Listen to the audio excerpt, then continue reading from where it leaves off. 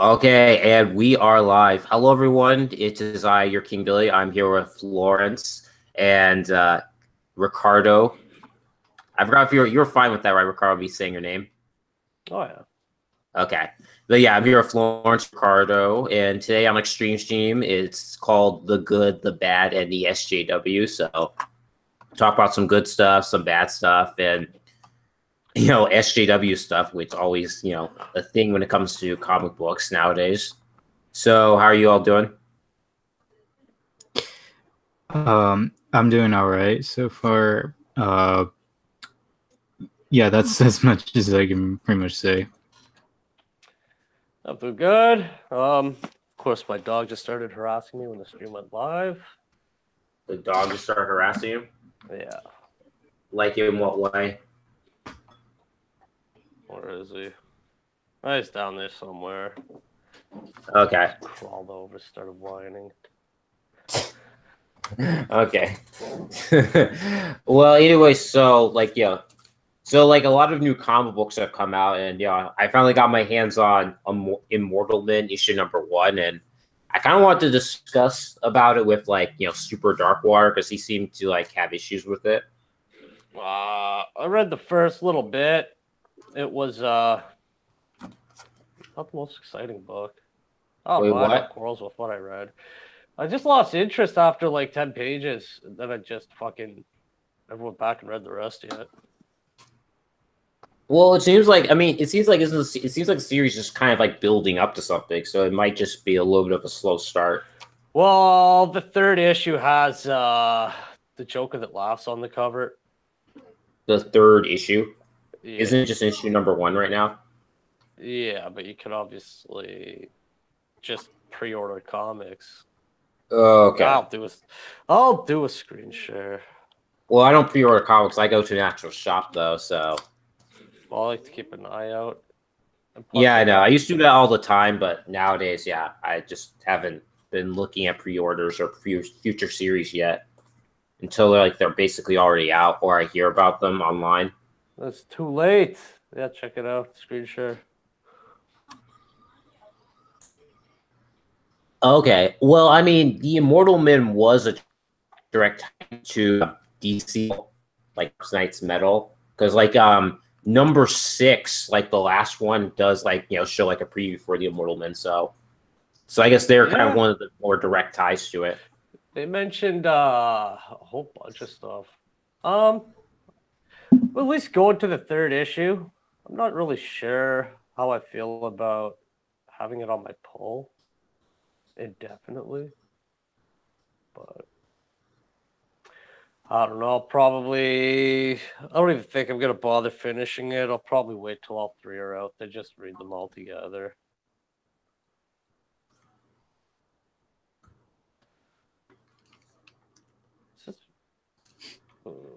June 13th. Why? What was Polo's issues with it? Did he say? Billy, you're muted. Yeah, I muted myself because I was getting something. Yeah, but what was Polo's issue with it? It sounded like he almost said it.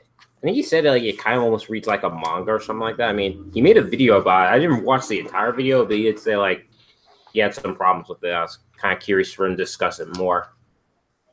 Oh. Yeah, all I know is that my store had an issue shipping, so they didn't ship #1 of the Terrific, so I only got the second issue, which kind of sucks because it looks like a really good series. That would be the one of these New Age of Heroes, or what did they deem this? Whatever the Terrifics is a New Age of Heroes, so it's like Damage, Sideways, the Terrifics, Challengers. They're all basically going to be DC trying to either rebrand more obscure heroes or they're new heroes entirely. Yeah, Terrifics is one that's on my pull though for sure. Oh yeah, no, it's. I mean, yeah, you can't pass it up when Plastic Man's on there. Yeah, it's got some good banter. Oh yeah, Plastic Man Metamorpho. Yeah, it's hilarious. That chick's pretty interesting too. She could like phase in and out. I don't know. Yeah, and she looks like a woman as well. Yeah, she's pretty cute. So that Yeah, works. she's not transitioning. I was pulling sideways, but I dropped it because of Justin Jordan. Wait, what? What are you talking? God, Justin Jordan. Oh, because I heard the latest issue was really good. Yeah, That's what it Justin said. Jordan pretty much just said anybody that likes Trump is a fucking idiot. And what is he? like The his writer, statement. the artist? He will be the writer as of the 5th issue, full time. Oh, okay. So he's not writing it currently. He's credited, but he's not the only person credited. But as of the 5th issue, he called. So he said he even likes Trump's an idiot. Go watch Umbrella Guy's video. When did he say this? Because DC now has new policies on their social media, so I think they should report it to him and give him a warning, telling him that if he keeps doing it, he should get fired. He already said it. When did he say it?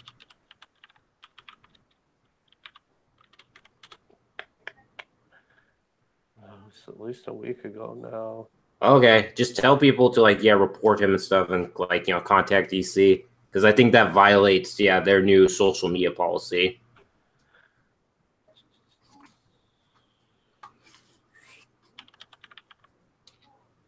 Yeah, Umbrella Guy did a video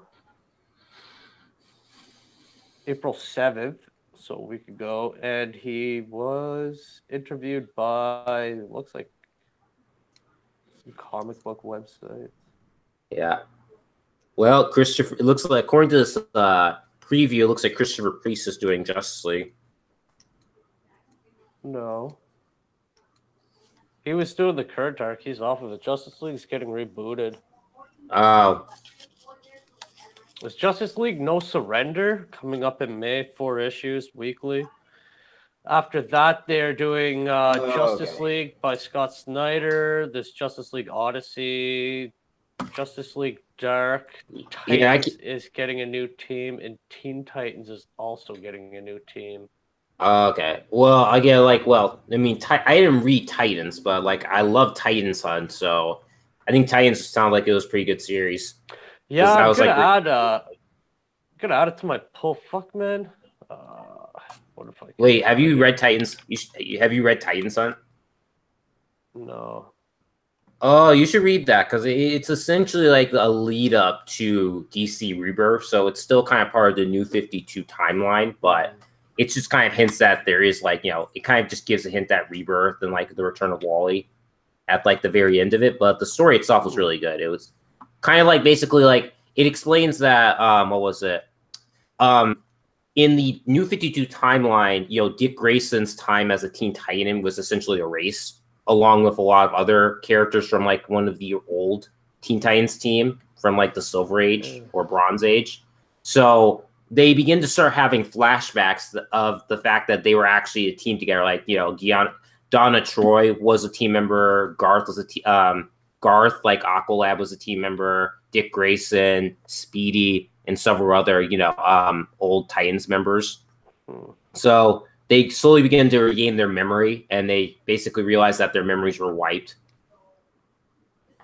So it's kind of a lead up into the whole DC Rebirth, where people realize that 10 years of their lives were stolen or something. So everyone forgot 10 years. Yeah, I got a screenshot up of the new Titans cover, new team. Okay, so it looks like Young Justice, because you see Miss Martian, they got Steel. So I guess they're... Yeah. Well, they're taking... Is that Teen Titans or is that Titans? That's Titans. So they're taking Raven and Garth from Teen Titans. Starfire moved to Justice League Odyssey. Well, they're probably trying to give Wally's in Flash now, probably full time. Wait, you mean which Wally? Oh, sorry. Which Wally? Dark one. The black one? Yeah. Okay. Well, okay, because Yeah, because I guess they're giving Starfire to Cyborg too, where Cyborg was upgraded from the Teen Titans to a Justice League member. Yeah, but Cyborg and oh, you know what? Wait, show me the preview for the Teen Titans one. Like, who's in the lineup for that one? Teen Titan. I don't have all this at my fingertips, unfortunately. You can see my screen, right? Yeah. Yeah. Oh, you So, saved it? yeah. Well, I posted them like a week ago. So this is Justice League Odyssey. Okay, so it's essentially like a space oriented Just League story. Yeah. Okay, It's Flame not Sword, that looks dark. cool. It's got like Sweet guess Detective Chimp. Man-Bat? Yeah, it's Yeah, Man Bat. Detective Champ.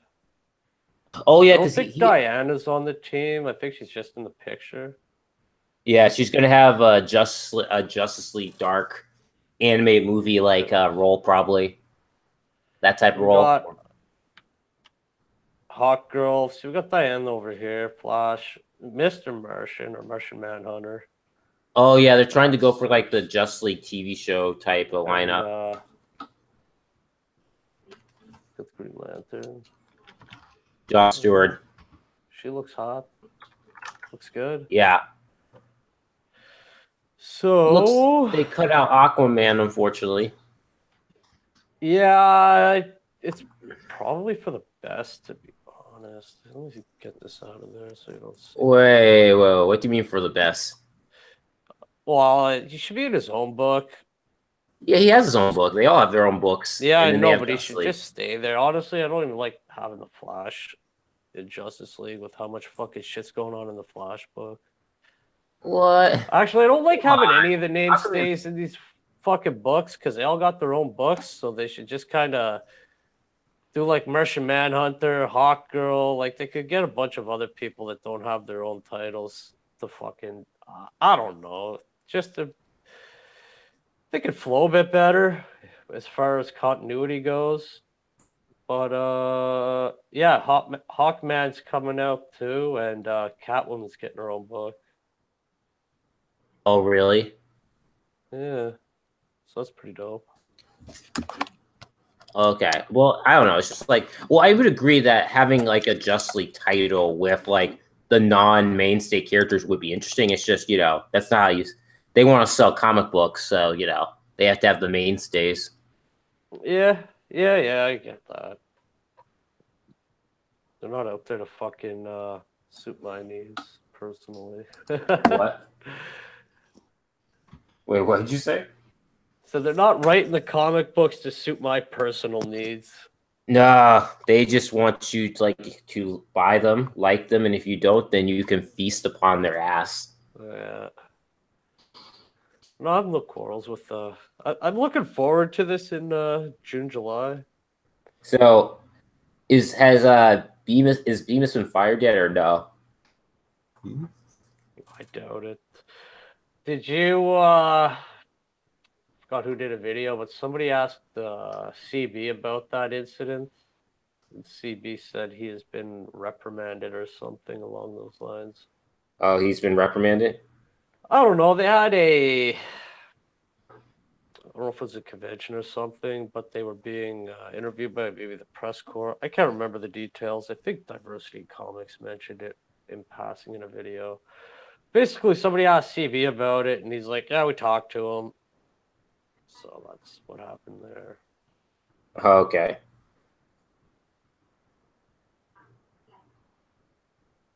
It's a shame. It's not really a shame. Pretty much everything at Marvel is garbage anyways. Everything at Marvel is garbage, you say? That's racism. Why? Because nobody knows how to write? Yes, because these people are fighting their oppression at the hands of the patriarchy and white supremacy. them cis white males. Oh yeah. I don't know. Looking forward to 2 titles. Probably gonna check out Amazing Spider-Man. What? Amazing. You mean Spencer? Yep. No, don't do somebody it. I Don't know, do it. Somebody I know showed me a couple pictures from the free comic book day comic. It's coming out in May with Spencer on it, and it doesn't look terrible. You mean you're just looking at the artwork. That's the artwork, not the writing. I see the dialogue and everything. But it's not the whole thing. Somebody got the free comic book day issue, and they showed me a couple pictures from it, and it didn't look bad. Really? Yeah. Okay. Go figure. People still hate him. Well, I have no personal issue with the guy. I never read whatever the fuck. What the hell is that arc with Nazi Cap? Whatever. I didn't read that arc, so it didn't affect me.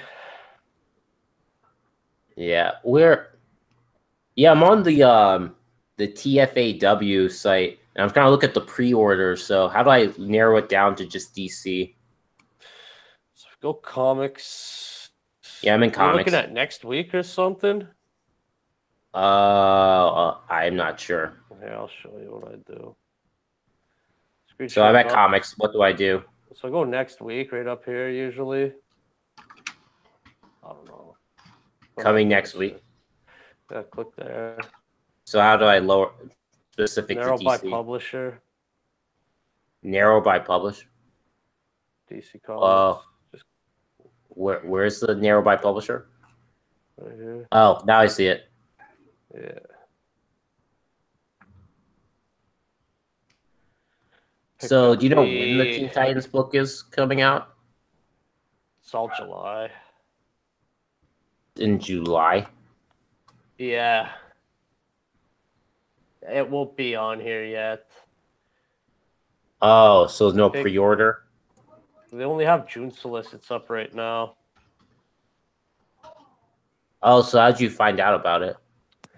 I don't know. I just heard it online. Through the Twitter sphere. Oh, you're giving me conspiracy theories then. No, it's all confirmed. Like, if you look at Titans, there's a Titan special. Titan special? So there's the Teen Titan special and Titan special in June. That's going to be part of the No Justice League arc. That's going to split the teams up. Sort of the specials. Okay.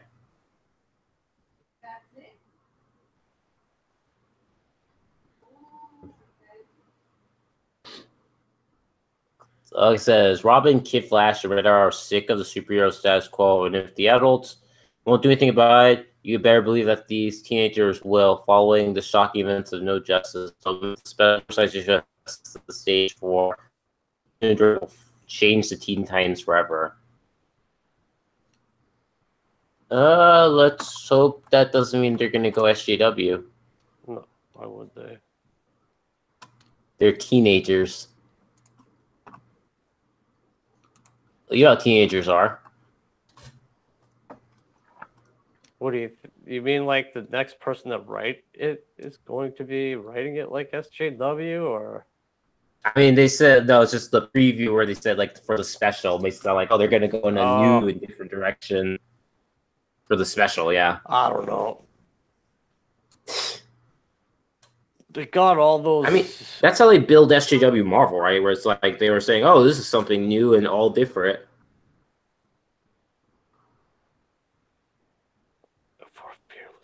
Yeah, I don't know. I don't know how to read into that. Okay. Well, it's like you don't want to have.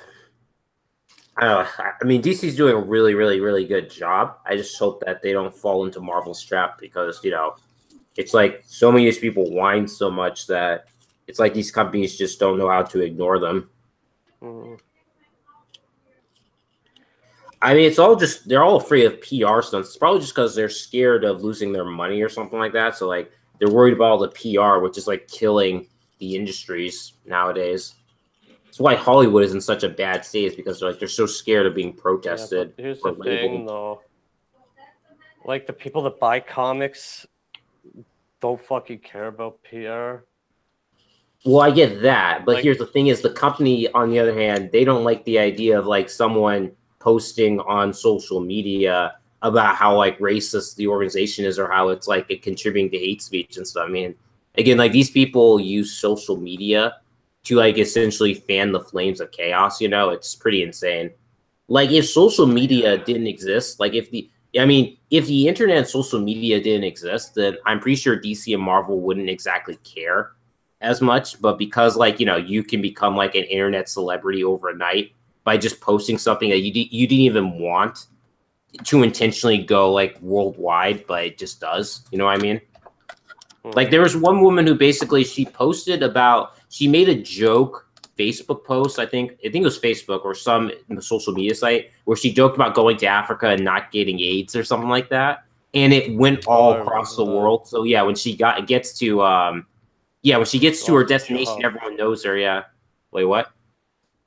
Yeah, she ended up losing her job or something. What was her job? And I don't know. I remember reading about that. She's like, "Oh yeah, I got she back from Africa and I didn't get AIDS or something." Yeah, I mean, she made like a dark joke, which It's people tasteless. do all the time. It's not even dark. Well, tasteless and dark are kind of the same thing, basically. I mean, it's like meant to be something that is not necessarily funny, but because you made it, it is kind of funny. You know what I mean? You just know it's kind of taboo. Yeah. So yeah, it's kind of a dark joke because it's a disease that kills people. But like that was the thing. Is she made a dark joke. She wasn't even saying anything about people dying from AIDS. Well, yeah, but that's what I'm saying. People took it that way, saying it's like her making light of like a very serious disease. Meanwhile, you got fucking people out there trying to contract it, like the bug chasers and shit. So fuck, and people in fucking California are like, oh yeah, California. You can now like let people get AIDS. Yeah, you can like give people AIDS and it's not illegal. I don't know. Yeah, I mean, have you heard that people are like voting to try and split California into 3 separate states? Now it's like there's Southern California, there's like Western California, and then there's gonna be Northern California or something like that. Yeah, seen that. There was some on Tucker. I watch a lot of the Fox News shit at work. Kind of what they should do is basically have like what they should do is they should have like San Francisco, like the area, like it's like a weird. I know it's weirdly shaped, but they should have like a kind of like a I don't know like a not a ring, but like a crescent moon shape that encompasses San Francisco and like Southern Cal, like the L.A. and San Diego, and leave everyone else out. Did you see the picture, like the map? Which into 3 or into 2? I've seen 3. Kind of. Like, do you have it? I want to see it again. Oh, no, now you're asking a lot of me. Okay, I'll find it. What's it called? What was the segment called? I have no idea. It was on Liberty Hound. Okay. And it was this thumbnail. There it is. Oh, you found it? It was a lot easier than I thought.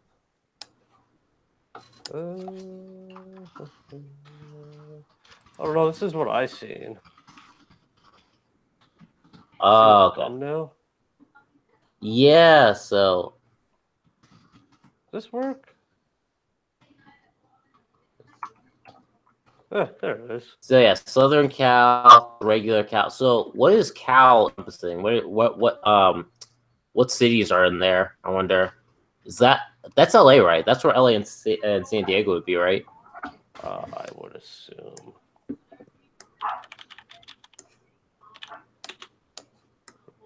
Really? Like, you could have fucking paid me to go there. Wait, you what? You could have paid me to go to fucking California? Dude, I mean, I know the people there are total shit, but there's so many fun stuff to do there, It's like an amusement park sometimes. Like, Six Flags, Disneyland. Dude, Like this little California is pretty cool. dip here. Yeah, that's is that so okay, so I think San Diego it would be in Southern Cal. Northern Cal. Looks like it's That all this looks like area. Los Angeles would be in Cal. At least it looks like it. San Diego would be in SoCal. Yeah, I think but Los Angeles looks like it would be in San the Francisco would be in Northern Cal. Northern Cal. So this Cal is right. And then Los Angeles would be in Cal. Santa Barbara, I guess. I don't know. Okay, we'll have to see. I'll have to look at segment sometime later, see like what would be split.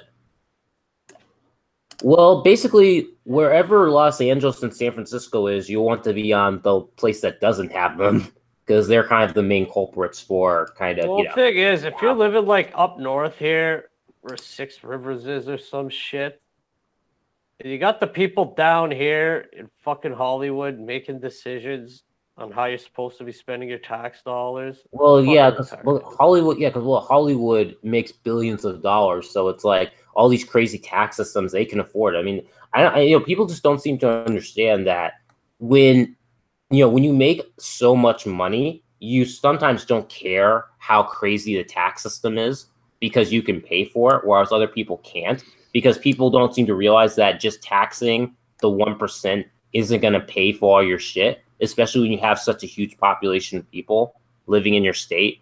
Especially when a lot of them, I think, are like some of them are there illegally and stuff. So, they need the welfare and like the social benefits that we're giving them. Well, even then, those people with all that money are benefiting from the cheap labor. Well, yeah, because when you're like, when you're like, when you're when you're like an industry overlord, you want all the cheapest labor and stuff. That's basically slave wages. Yeah. Yeah, and then what's crazy is how the far left has basically embraced like Hollywood liberalism, where it's essentially like elitism and like posing as like you care about other people when you're actually still just a shitty person.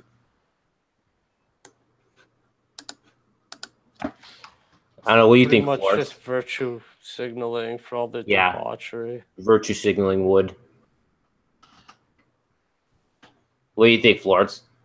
Sorry, I wasn't. What?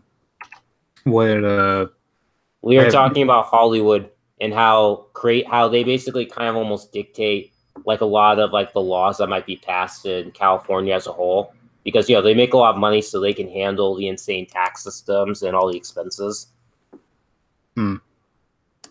I don't think I really have an opinion on it, so I can't really say. Yeah, as a kid, I used to always want to make movies for Hollywood, but now it's like, yeah.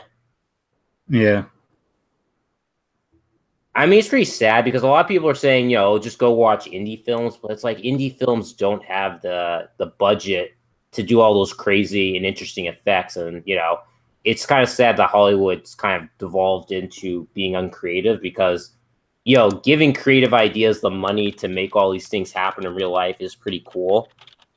Just like how it was back in the 80s, but now it's just, the same stuff over and over again.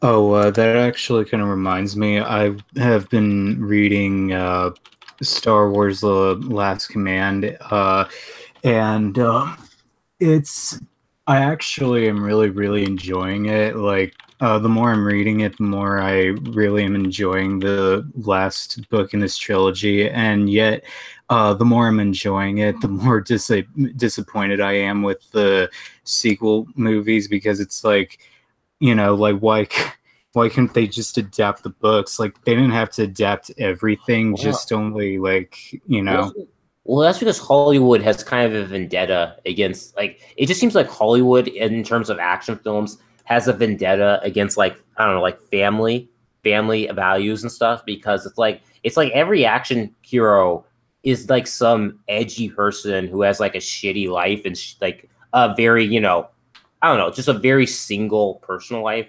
Whereas a long time ago, you used to have action heroes who had family members and stuff, but now it's like all gone. It's like literally the whole thing about Star Wars was about family, essentially. That's how George Lucas defined Star Wars. And the sequel, like the expanded universe with like the books that take place after the original trilogy, kind of expanded upon that, where they all become a family, and they have hardships and they have to overcome stuff. But the Democrats can't be having intact family units voting conservative. yeah, you heard about London? Their machete attack. They're having like machete attacks apparently every like 90 minutes or something. Yeah, so like that. oh yeah, there are more murders. Yeah, there are more murders in no gun London compared to New York, which has like gun control laws, but they're kind of still not as I don't bad. know. Like, Is it murders? it's murder. No, like their murder. Yeah. I think their murder rate is murder either rate? is higher. Yeah. Yeah, it's like per capita or something. I'm gonna pop a coffee on. Give me one sec. No coffee.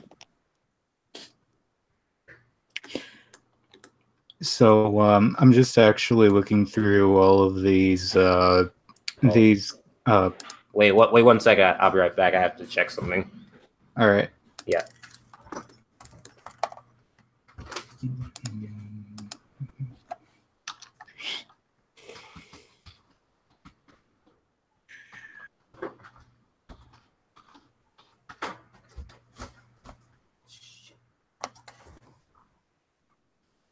Hello? Oh, hey. Yeah. So, sorry, what were you trying to say?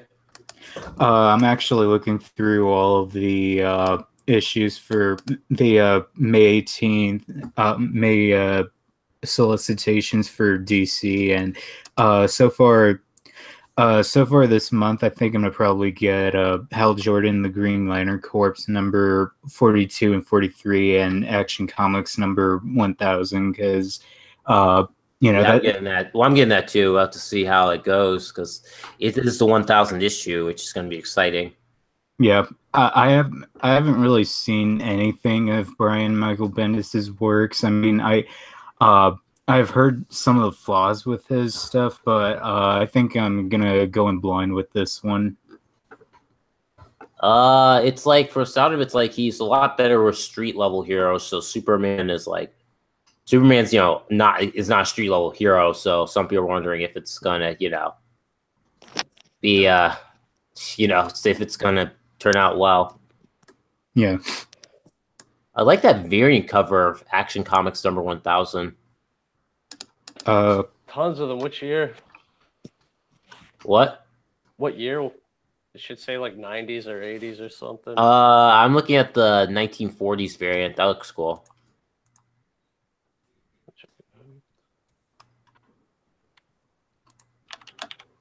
Yeah, I got the 90s. I had to go by my local comic shop to see if I wait. When's it coming out? Is that May? That's next week, bro. Oh, it's next week. Okay. I think it's next week. Yeah, I got the 1950s. Yeah, the 1950s and 70s covers are cool too. Like 70s is patriotic. The 50s is essentially like him in space fighting little green men. That's cool. Like sci-fi. See, don't see a 60s variant though. Sold out. Oh, it's sold out. Okay. What was the 60s variant? Surprised they don't have it displayed, at least for back order. Huh.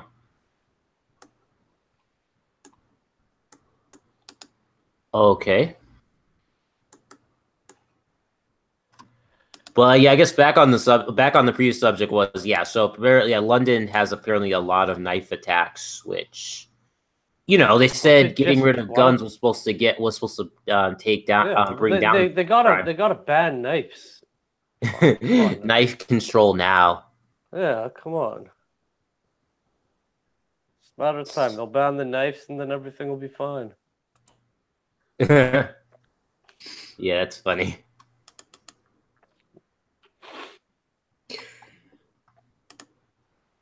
So, what's causing like all these knife attacks, or do they kind of like? Is there a cause? It's migrants, basically. It's the cultural clashes between native Brits and migrants. Now, Are there statistics to show who is actually assaulting who? Yeah, they've shown that it's I think the statistics are out there where most of these attackers are from foreign backgrounds. Yeah, but it's just like if you go to Chicago, the gun violence is mostly black on black. Yes, but they have the statistics are there show that they're from like migrant backgrounds. And they're assaulting who? Other migrants? Does it really matter? It's still a serious issue. Wait, it matters. Are you saying if it's other migrants, it doesn't matter as much? Everything matters. All lives matter, man. Hey, all lives matter. I really could care less about anybody, but you what? I said I could care less about any of them, but what they do over in their country, they want to fucking burn it to the ground. Yes, fun. But we don't want Britain to burn to the ground. Do we not? No. I don't know. We could wake up. It looks like burn to the ground. Maybe people in Canada might take a step back and think, "Oh, maybe we shouldn't let our fucking country get like that." Okay. Well, it looks like Plastic Man's getting its own series. Yeah, Gail Simone. Oh yeah, I forgot. Yeah. Domino was fucking cringe. Okay. Well, yeah, maybe I got it. Maybe I don't know. She's gonna have since Plastic Man can shapeshift and stuff. She might have him turn into like I don't know a vagina or a tampon or something. To talk about the struggles that women have to face and stuff. Yeah, and then apparently Aquaman is having a Jabberjaw crossover. Those are just one shots. I know. I have to get that actually because I love their crossovers very recently have been really good actually. There's 4 of them. There's a Flash. Yeah, Flash, Buggy Special, Speed Buggy, and then there's Black Lightning and Hong Kong Fooey. And there's a Titans one with some dog, some Muttley. I don't know. I pre-ordered that too. Yeah, I'm gonna pre-order them all actually. Oh yeah, and then there's Challengers. Expensive. Yeah, and then there's Challengers, like Challengers that I'm super excited for that one. There's like 5 Batman fucking wedding specials. Well, they kind of did the same thing for Clark, I think. With his wedding back in the 90s. Yeah, check it out. Screen shares up. Jesus. It's gonna be so damn expensive that month. So I got those 4 specials. The crossover specials. Then I got the 2 one-shots, the Titans and Teen Titans. And then I got these 5 fucking Batman. Or is it 5? Yeah, 5 Batman wedding preludes. Huh. Yeah, the Justice League No Justice seems kind of interesting because it involves Brainiac.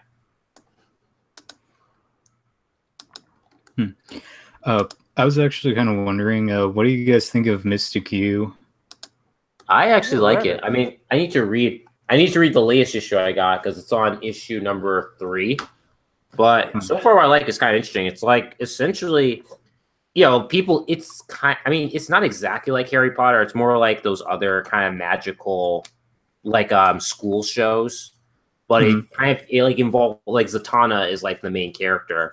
And it's essentially like she's going to a college for magic, and there's kind of like an overarching plot that involves a potential like apocalypse that could happen. But it's like one of the students who make up the main cast is basically like that person. And they also like reintroduce like Felix Faust's son, who was like a character in like before New 52. Yeah, he's got like a thing with Santana. Is that how it's going? Kind of, yeah. And then like Enchantress comes back, so she's kind of like, I guess been de-aged. And they also have like a green blob. You know who Unranked Chevron is? Yeah, I've seen him. Who's that? Oh, yeah, he does videos for Mystic U, so I've been checking him out. Oh, okay.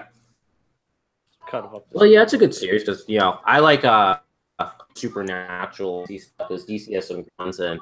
I am so checking out Justice League Dark because I like the New 52 run a lot, and now they're adding Detective Chimp. It's kind of like basically like harkening back to Shadow Pact, basically the pre New 52 Justice League Dark. You guys need to check out Detective Chimp. That guy's funny.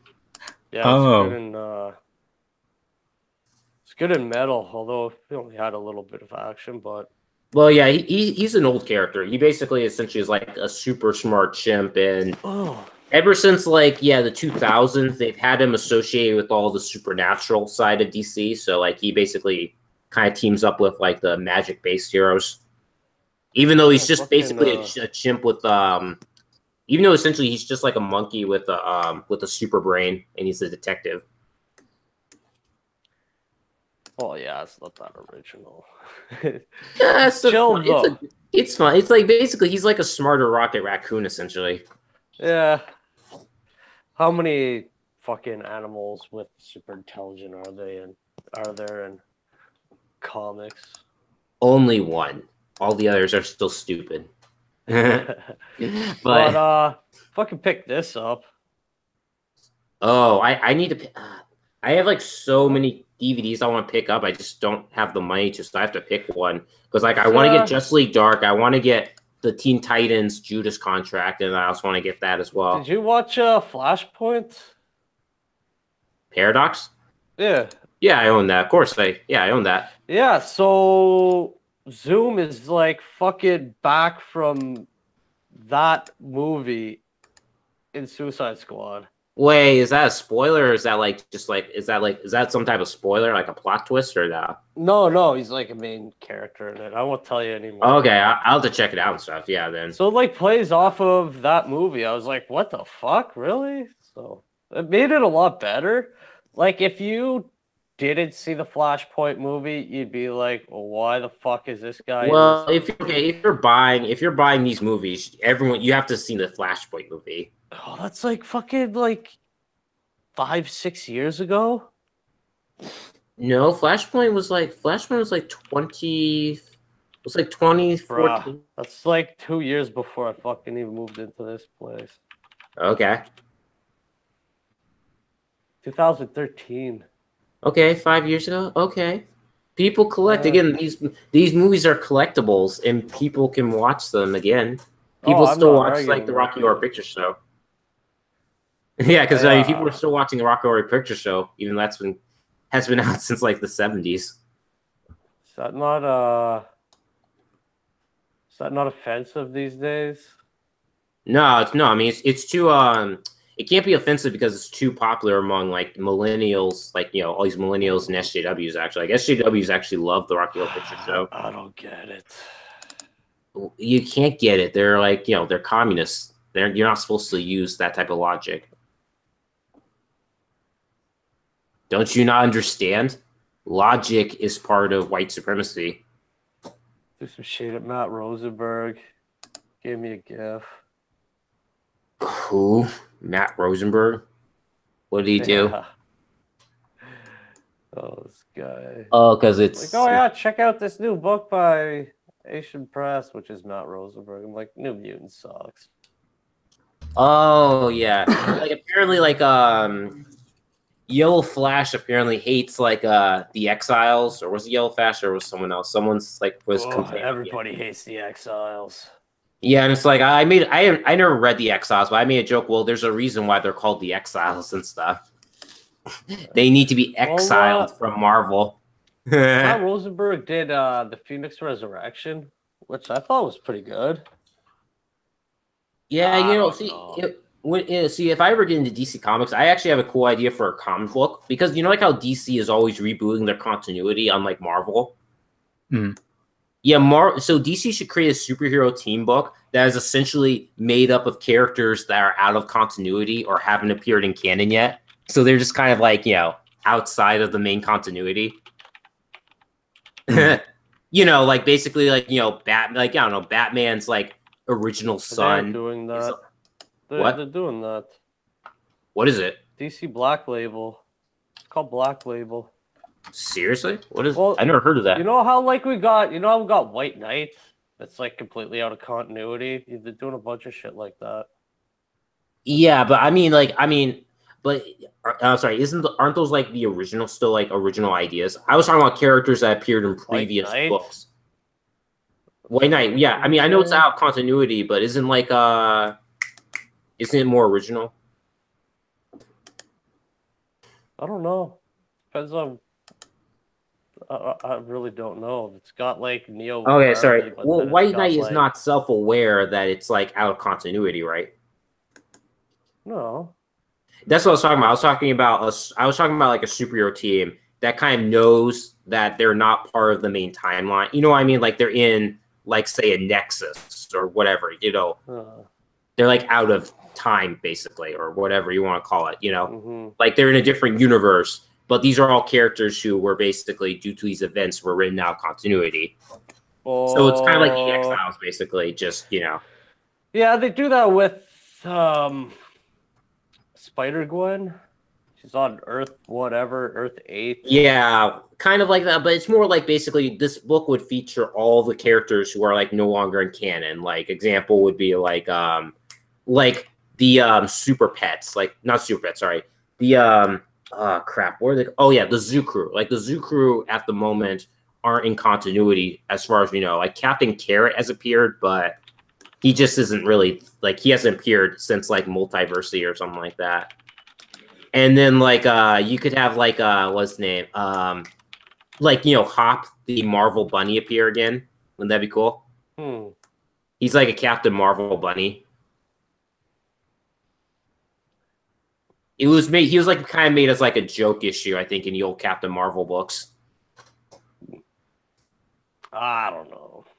I just think it'd be kind of cool because it'd be just kind of like you'd like kind of make it'd be just kind of like a funny like joke on like how DC like rewrites their continuity so much that you have a team of characters that are just not in canon anymore. And it's like if a character does go back into main canon, then they'll basically not be on the team and they'll like switch them out with another character. I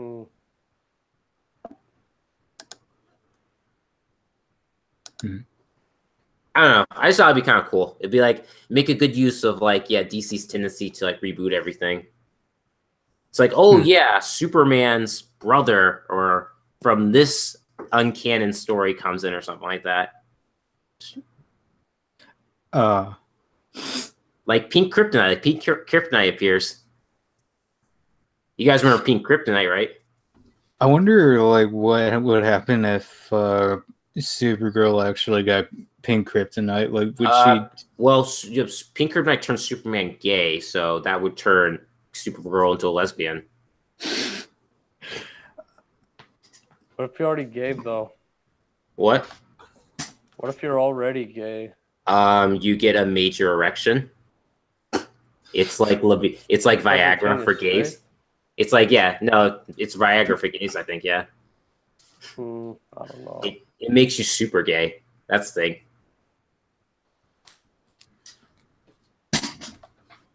That's to say. Yeah, if you're already gay, Pink Kryptonite will make you like super mega gay and stuff, like woo, like very flashy and stuff.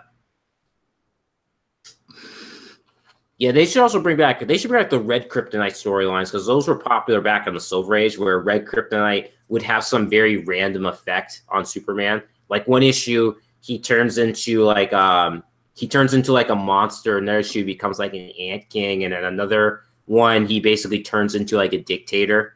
It like just has some very random effects on him. Yeah. Yeah, they haven't done Red Kryptonite since like the 60s, which is kind of too bad because some of those ideas were pretty funny.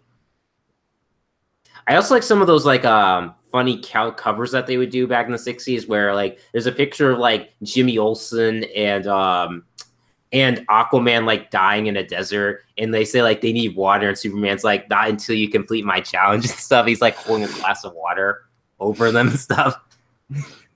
It's like, I don't know, for some reason it's like dick Superman covers.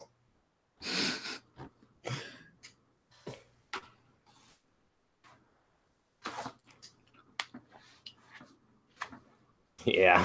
Yeah. Yeah. Oh, what were you about to say, Florence? Not. I wasn't really gonna say that much, but yeah, there's a trade paperback for Mr. Q coming out next month for the first 3 issues. So I think I might get that with maybe Superman and Action Comic specials, maybe DC Nation or Batman Beyond #20. Okay, Yeah. that's cool. But yes, you too. Check out Titan Sons. I know I'm raving about it, but it was definitely like a good end to the New 52. Titan Sons, right?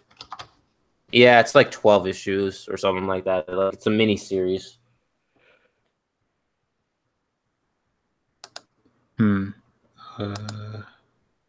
Yeah, but oh yeah, I started watching Krypton. How is it? It's actually pretty good and stuff. Like it's no, the special effects are pretty good. The writing's pretty cool, and like I like the action scenes. Like they had a more realistic battle between like a man and a woman in like the show where they were in like a fight to the death in like a combat tradition.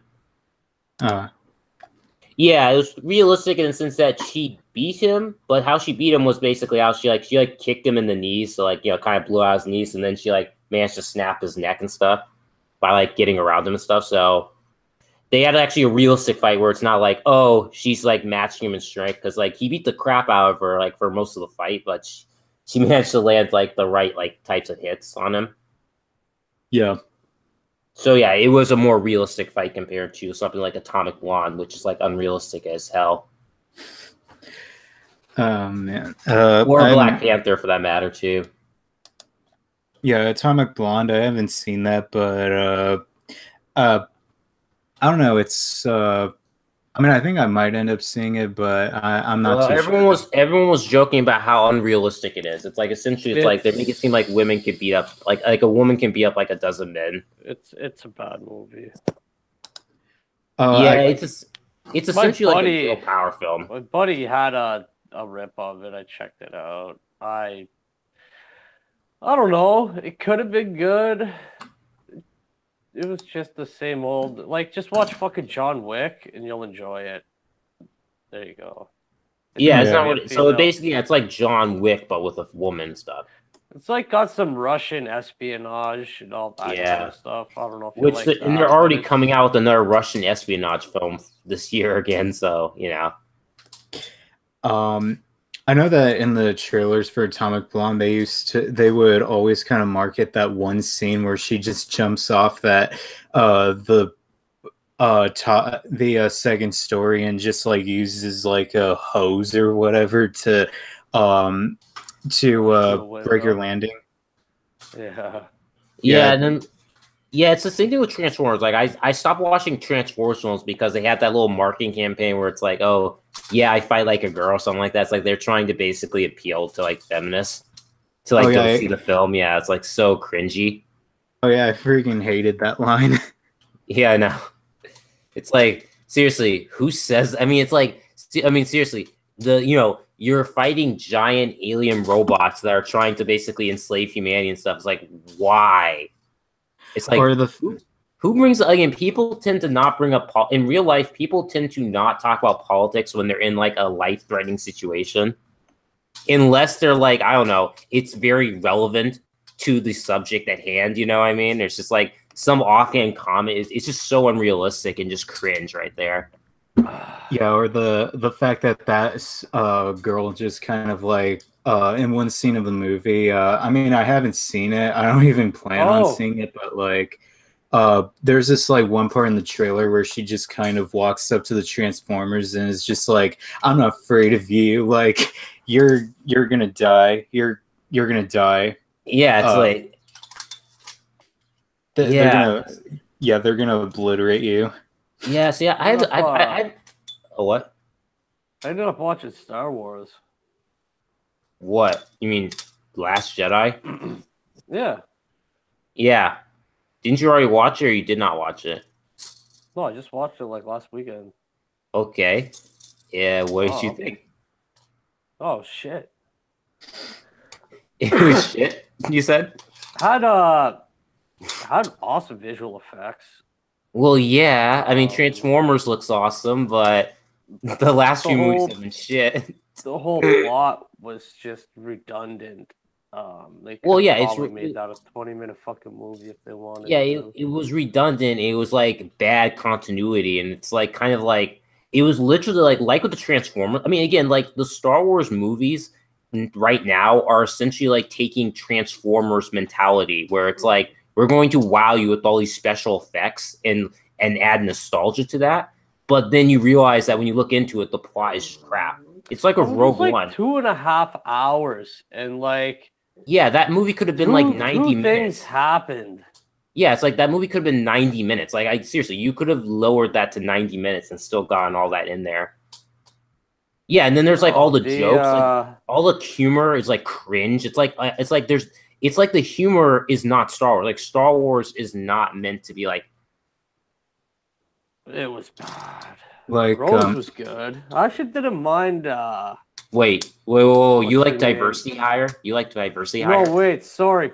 Fuck, Jesus Christ. The dog's distracting me. Poe was good. Well, yeah, Poe was awesome. That people tend to consistently like, and Captain Purple Hair made it like tried to cuck him and stuff. And what was her name? Rey? Oh, that's such a cute dog. She had a good role in it. I didn't mind her. Rey? This movie made Rey look even more like a Mary Sue. I don't know. She had some kind of like internal struggle there on the island. No, she didn't. Like, not really. It was literally just her getting mad at like Luke Skywalker because, like, they killed Luke Skywalker's character basically, like with how they treat. Like, even Mark Hamill hated what they did to Luke Skywalker. Like, he's like super pissed about what happened to him and stuff. Like, it's kind of. So you continue. I can wait. It's kind of like with Rey. The actress did a much better job in this movie than she did in the last one, but there's still flaws with her character that they never got to fix from the last movie. Well, the thing is that she didn't really have that much character development. I mean, her character development isn't really that big. I mean, she trained a bit, but I mean, again, given at the end of the film, she still learned the Force at a much quicker rate than Luke and stuff. Because it takes years to train to use the Force the way she does and stuff. So, I mean, the only way I can think of is that there's going to be hints that at the end of the film, she's like something special. Yeah, that's like one of the most minor things compared to the rest of the shit going on in that fucking movie. Oh, I know that. I'm just saying it's that. I'm just saying as a character, she hasn't really gone through very much character development. Like she still hasn't suffered like a major defeat. Well, they fucking gave the Asian chick way too much screen time. Like, oh yeah, I mean, you heard about how the actress was talking about the character. Like, basically, essentially, is like Rose is essentially just there as like to show that you don't have to be a Jedi or you don't have to be an amazing pilot to be like a great character. She's literally like the 99%. She's like literally there to represent. Yeah, but like, why did she have like 50% of the fucking screen time? Because it felt like that to me, anyways. It's because she's there to basically she's there for diversity. I know, and she's also there for hacks. She's here for the normies. Again, she's there to appease the normies and the SJWs who have no talent. Why they did it, but like, why did they think it was a good fucking idea? Because they thought the normies would eat. Quit trying to fucking tell me why. I know why they did it. Why you keep asking? You keep asking questions. I actually kind of saw this video from this one guy where they said that instead of like having this entire like casino thing that goes absolutely nowhere and just doesn't serve a purpose, like Rose should have been the one who could have like hacked into all the ship, and like they could have like cut down on so much time if Rose was actually the hacker. The casino thing was that's what drove me fucking nuts too. the casino segment was essentially just meant as a political statement. That's the only reason why that scene was there. Basically, was to show like how evil the top 1% are and stuff. You know, it's one of those things. It was basically like, you know, it's Occupy Galaxy, basically Occupy Galaxy. That's what it's saying. Hashtag Occupy Galaxy. So yeah, apparently Ryan Johnston was out probably in Los Angeles trying to occupy, asking them to tax the top 1%, which is funny given that Disney is one of the richest corporations in the world, and yet they're releasing they're releasing a film that's in one of their biggest franchises that has like an anti 1% message or something like that. So I guess Disney thought that people were so stupid that they would just eat it up and not realize that this is coming from one of the biggest corporations in the world. Oh yeah, especially with that like hyperdrive scene where it's like, you know, like I kind of thought that was yeah. like, instead of like splitting the ship in half, it should have actually like been like a huge thud for the Star Destroyer, enough to actually like throw it completely off course. Yeah, that hyperdrive jump stunt, if that was a thing, then why wouldn't you just use one ship and hyperdrive into these other ships in the beginning of the Star Wars universe? That's what I fucking been saying. Like, I've been telling my buddy, they could have just did that in the first fucking 10 minutes of the movie and bingo bango. Yeah, it's like, seriously, it's like, again, they've had hyperdrive since like basically like, you know, since like 25,000 before, you know, 25,000 years before Luke Skywalker and stuff. And you mean to tell me that in 25,000 years, they didn't think that, hey, if we jump into hyperspace, we're going to destroy entire armies and stuff, you know? It's like literally just there for eye candy and like to basically, you know, give off the ooh and ah effect, you know? It's... Well, they didn't need to go to the casino planet if they're just gonna do that in the fucking end. Yeah, so it's like literally, and then the guy betrays them. Anyway, the guy betrays them and stuff. The hacker, like, he betrays them. Oh, and then Finn has to basically say, "Let's go, Chrome Dome. Let's go, Chrome Dome." It's like I just hate the joke stuff. It's like Star Wars has jokes, but not that type of jokes. Like, not your mama jokes or whatever. Like, you know, that Poe did. That was like cringe. Like, you know, Ricardo? Oh wait. But yeah, it's like how Poe had those like yo mama jokes. Like, he had like a your mother joke or something in the film. Yeah, remember that one, Ricardo? No. Yeah, apparently he did like a mother joke or something, like when he was talking to Hux. I remember like just that one cringy thing at the end where it's like, "Hey, everybody, follow me!" Whenever they're in the cave, and then everybody looks at Leia. She's like, "Oh yeah, don't look at me, follow him." It's like, oh my fucking god. Oh yeah, and then I mean, one of the worst things is just Leia, how she gets sucked out into space, and then she magically comes back onto the ship, and it's like, number one, you got sucked out into space, meaning the friction, there's no friction, meaning you're going to be going the other direction. You're not going to be able to stay with the ship. The Force, right? That didn't bother me. Like, that was another small thing. They're moving at a very fast rate. That's what I'm saying. They're headed towards a planet, meaning they're moving at a pretty fast rate and stuff. She would be moving at the same rate as the ship. When you get sucked out of space, you're going the other direction because the vacuum. No. The vacuum. You go the other direction. I could buy that. It wasn't the worst. No. If you get sucked down in space, if you get sucked down in space, you're going the other direction really fast. You are not going to catch up to that ship.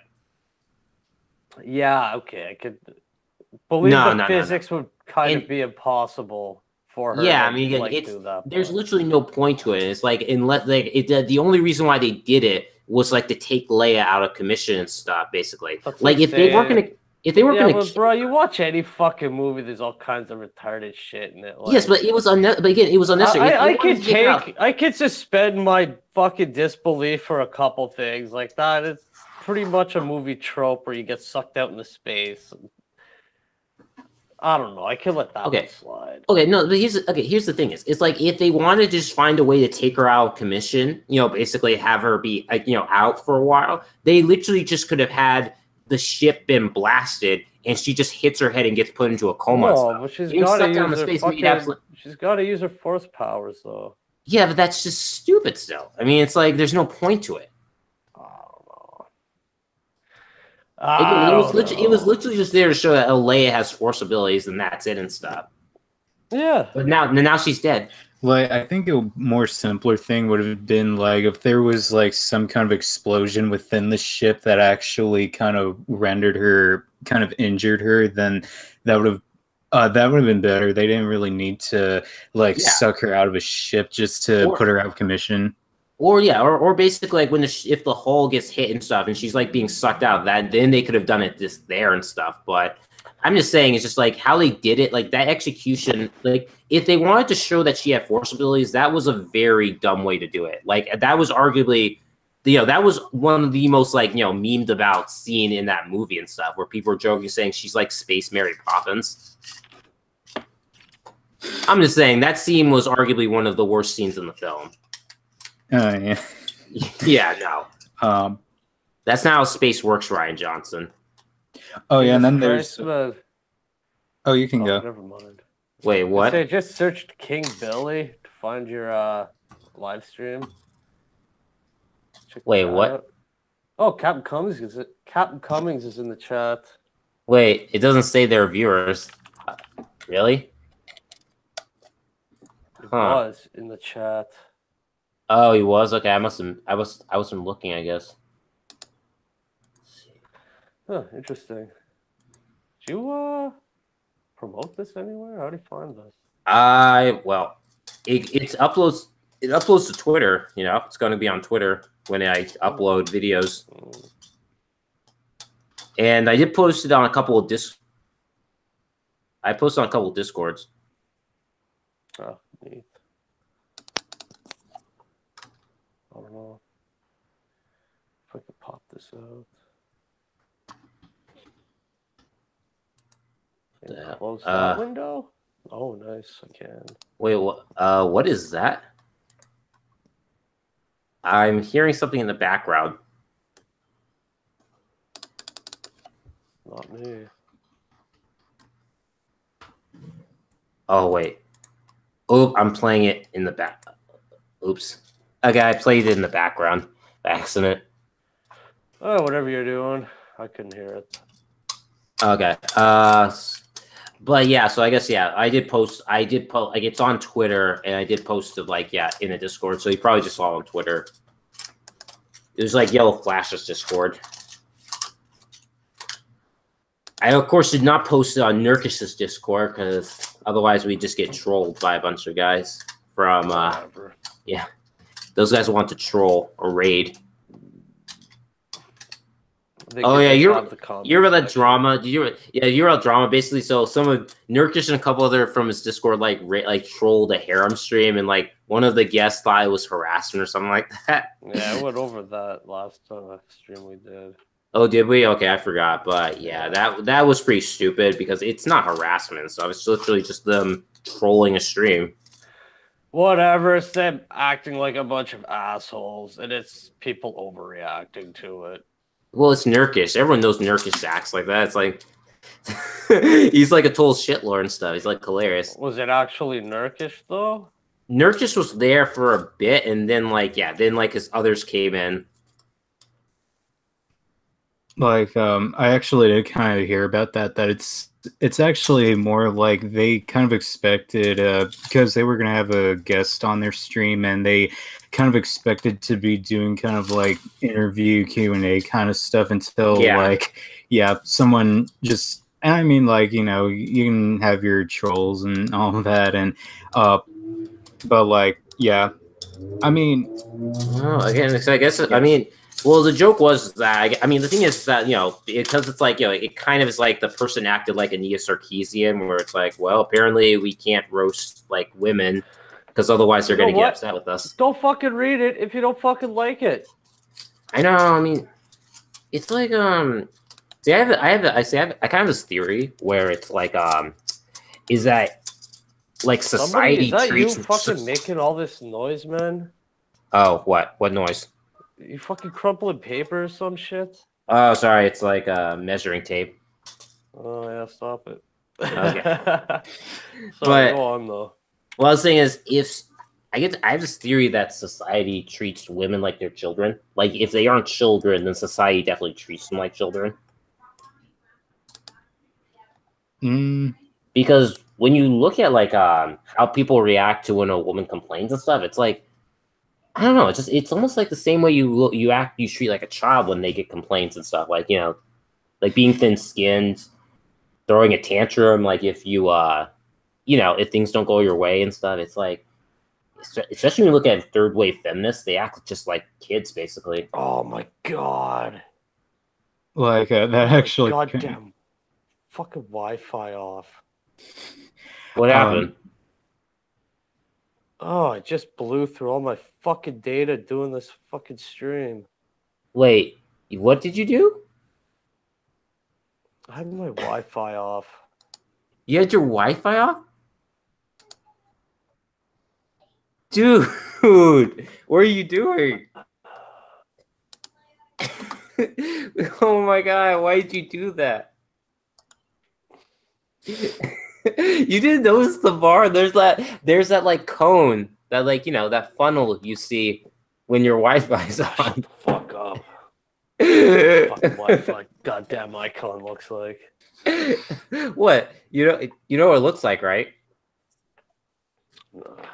Leaving the gym and I was fucking like connecting to it and I wanted to check my fucking email.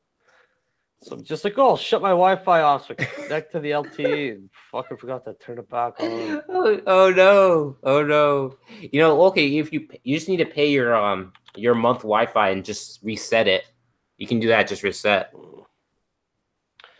No. No? Okay. Because that's you can like pay early and just reset your session and you'll get your Wi-Fi back. I mean, you'll get your data back. Yeah, I know what you meant. Oh, God. It's only the 14th. Okay. But, yeah, so anyway, back on the subject of Krypton. Yeah, so the Krypton show, yeah, was very interesting. It's on Sci-Fi, but the Sci-Fi website, they stream it on there, so you can actually watch it. What was it? Krypton, the TV show on Sci-Fi, they stream it on their website. Oh, cool. So you can watch, the episodes on the website. That's where I watch the episodes. Yeah, I'll be sure to check that out. Or if I... What I like is how the main character's name's Segel. So if you say his name real fast, it's almost like you're saying Sega. Like, Segel, Segel, Segel, Segel. So that's the joke. It may sound like you're saying Sega. Yeah. Yeah, I'll be sure to see if they have it on there, and if not, I can probably look at like the schedule on Sci-Fi and see. It comes out on Wednesdays. It premieres on Wednesdays. So yeah, So the interesting thing about the show is that it's not. I mean, people were saying that it was going to be basically like Gotham. It's not like Gotham. It's definitely, the writers are definitely like referencing the lore to Superman. So, like, they definitely know the comic books, and they aren't, like, changing stuff around that much. It's just, they just drop hints to stuff that happened on Krypton. Like, they talk about, like, the Green Plague, which is basically, like, a disease that came up because the core was leaking radiation from the planet. So it was basically a virus that had to do with, like, the fact that Krypton's core is, like, self-destructing. Yeah. Yeah, so they reference that, and... like the Fortress of Solitude appears as well, so it's pretty cool. Yeah. And Brainiac have like a good budget though. Oh, sorry, Flores. Oh, the budget is good. Yeah, it definitely looks like it has a good budget. Like Brainiac looks really good. Yeah. And then like Adam Strange is in the show. Like he mentions having a Zeta beam, so he at least has like his tech. He just doesn't wear the suit.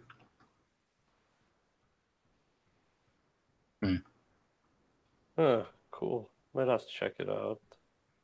Yeah, I think it's really good. Like it's not like it's not lighthearted like Supergirl and like those other like some of the CW shows, but it's not like super dark and edgy like maybe a Netflix show. It's kind of it's like in between. And everyone has British accents except for Adam Strange. So it's kind of like, I mean, would you compare it to Game of Thrones? Not really maybe- like Game of Thrones. It's kind of like basically like it's kind of like what's a good example? It's kind of political. I mean, not super overtly political, but you know, like the social order of Krypton. You know, they're like having social disorder, and there is like a terrorism like background to the story. You know, like sorry, there's like themes of terrorism are a thing in the show. Yeah. But it's not like overtly cringy where it's like, oh, they're trying to like reference like real world politics in a very partisan way. Yeah. Yeah. Because Krypton is like a caste system where it's like, oh, you're part of this guild, you're part of that guild and stuff. And there are people who don't have a rank. They're just like called rankless and stuff. So they're like very poor. Yeah. Oh yeah, and the Zod family appears in the show as well. Oh, that's cool. Well, what's really funny was what's pretty crazy is that when the trailer first came out, people were like raging about how they were black Kryptonians. Yeah, we got Africa on Krypton. Yeah, but some people were talking about how scientifically being orbiting a red star means that having dark skin is literally biologically useless when you're orbiting like a red sun. So they say like it's literally scientifically in the impossible. fucking first place. What? The whole premise is fucking retarded.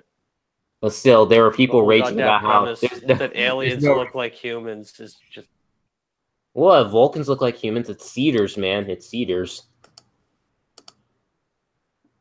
Like Star Trek, cedars, you know. That's the reason why so many humanoids are like universal Star Trek.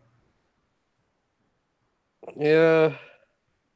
It's an entirely different universe. Well, I know. I'm just saying that could be an Star explanation. Trek is not fucking. I mean, I get you. I mean, it is kind of true because when you look at the bestiary for Krypton, it's like weird. They have animals that look very alien, but they also have animals that look exactly human. Like they have dogs, horses, monkeys, and stuff.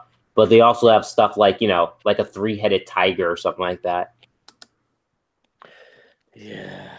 Yeah, so it's like they have a mix of alien and very real world like environments. I don't know. I might have to fucking check out Starship Troopers. I was meaning to watch it again. Starship Troopers? Oh, yeah, boy. based on Robert Heinlein, where people call him a fascist for writing that. It's fascist. Yeah, I wasn't even red pilled when I fucking watched this movie. What do Wait, how's check it the out red again. pill? I mean, the whole book, the whole premise of the story was basically like, you know, was to be like, it was the anti-communist, you know, stance against communism. Back when I watched this movie like 7 years ago, I could give a fuck less about all this social justice shit, fucking communism and all that crap. I was just fucking getting high and drinking and all that crap. Wait, you were getting high? Yeah, what? Well, you take weed? drugs? Not anymore. Whenever I was a teenager. Drugs are bad. Back in my day. Oh god. Drugs are. Wait, how old are you? 35. Wait, you're old? What? I thought you were like in your 20s. No. Wait, aren't you in your 20s, Florence? 21, yeah. Okay, so we're two younger guys are talking to an older guy. I'm sorry, Ricardo. Only 20-year-olds are allowed on the stream. So wait, you're 35 years old and you like to shitpost on Twitter? I don't shitpost. You don't Not shitpost? me. That's the other guy. Oh, really? So wait, so if your name's actual Ricardo, why don't you change it? I don't give a shit. You don't give a shit. You don't worry about being doxxed. No. So is what? Well, we don't want What to are end they up like gonna Count do? Dankula. Beat me up. It's like, remember Count Dankula? He basically got arrested in Scotland. My dog's salute. What? My dog is too stupid to learn that trick. Wait, how do you know your mutts? Oh, are you implying that, mixing the breeds makes people more stupid? Dogs should not mix with other breeds. No. Actually, mixed breeds have better immune systems. Yes, but their intelligence is not as good. They aren't super geniuses.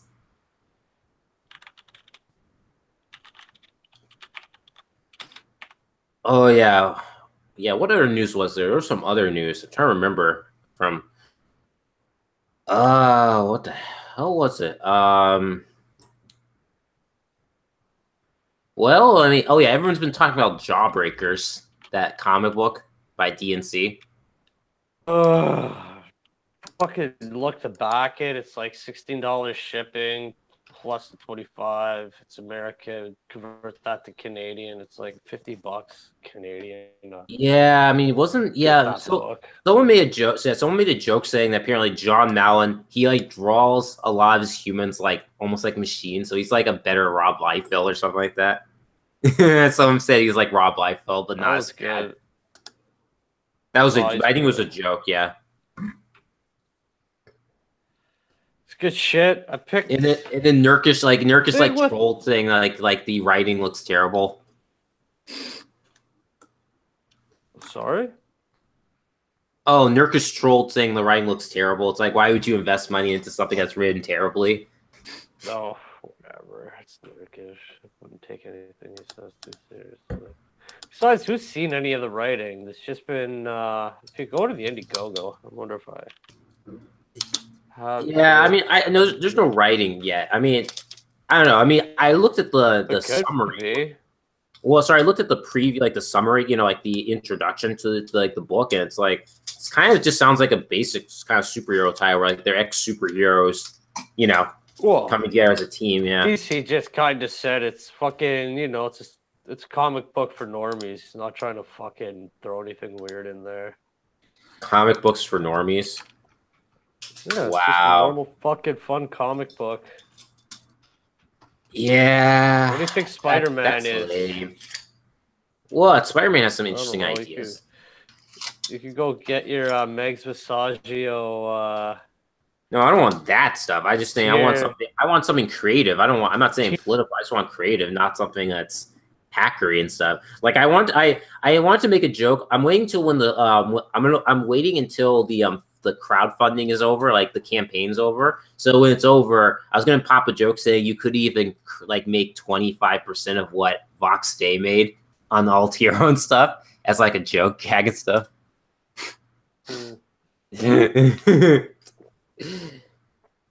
But it seems like the crowdfunding, I mean, looking at the numbers, it seems like basically, most of his subscriber base might have been crowdfunding it, looking at the numbers.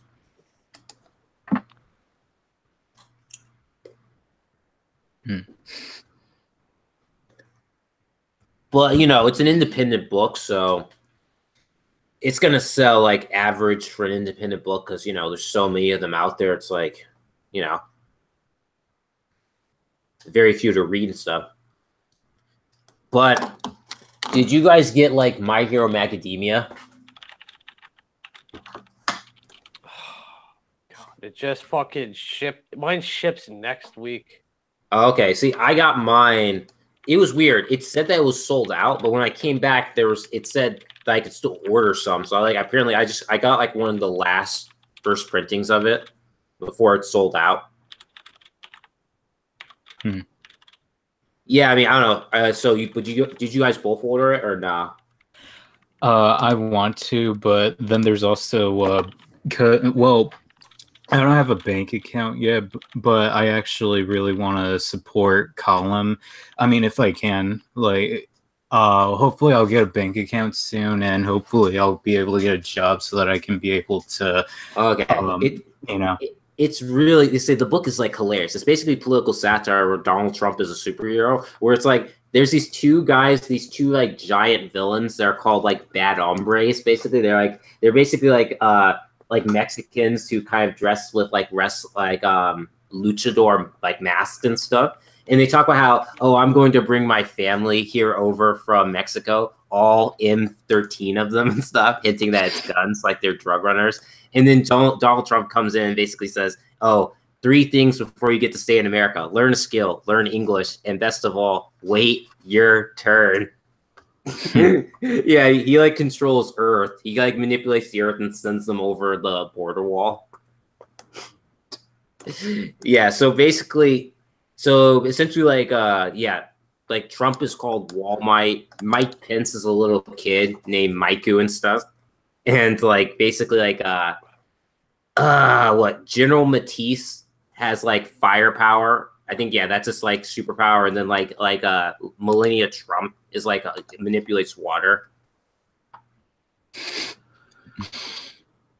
So it's oh, never mind. I was actually gonna make like a Avatar: The Last Airbender joke or something. Yeah, I mean, it's pretty funny. So like, okay, so basically apparently the story is that Trump has like a superpower that derives from a very powerful energy source that has apparently been passed down through each generation of president. And he gives shows like a list of all the presidents and stuff. And when he comes to a picture of Obama, it's like X'd out and stuff. And he asks, "Who's that guy? Pre-crisis, I retconned him out. It's complicated." That was the joke, saying I retconned him out.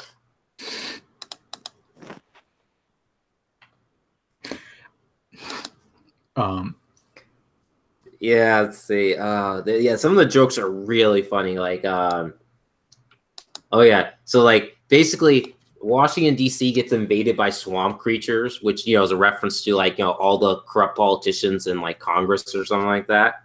And he basically says, he says, "Wrong, McCucks. Read the finer print. You are fake news." What if there's a digital? I don't want to wait. I'm not sure if there's a digital. Forever for this. I know, but I'm not a legit legal digital. I don't mind watching or reading some sort of. Okay. Yeah. Like. Okay. Yeah. Hillary appears. Yeah. I also want to get like Black Ops, because apparently Captain Frugal is making a cameo in there. I asked him if I could cameo I'm asking if I can cameo in one of his feature books. He said maybe. Maybe I should request him to have like me, Florence, you, and Gualto all appear in a book and stuff. We could be like a Suicide Squad or something like that, like a squad of like comic book fans.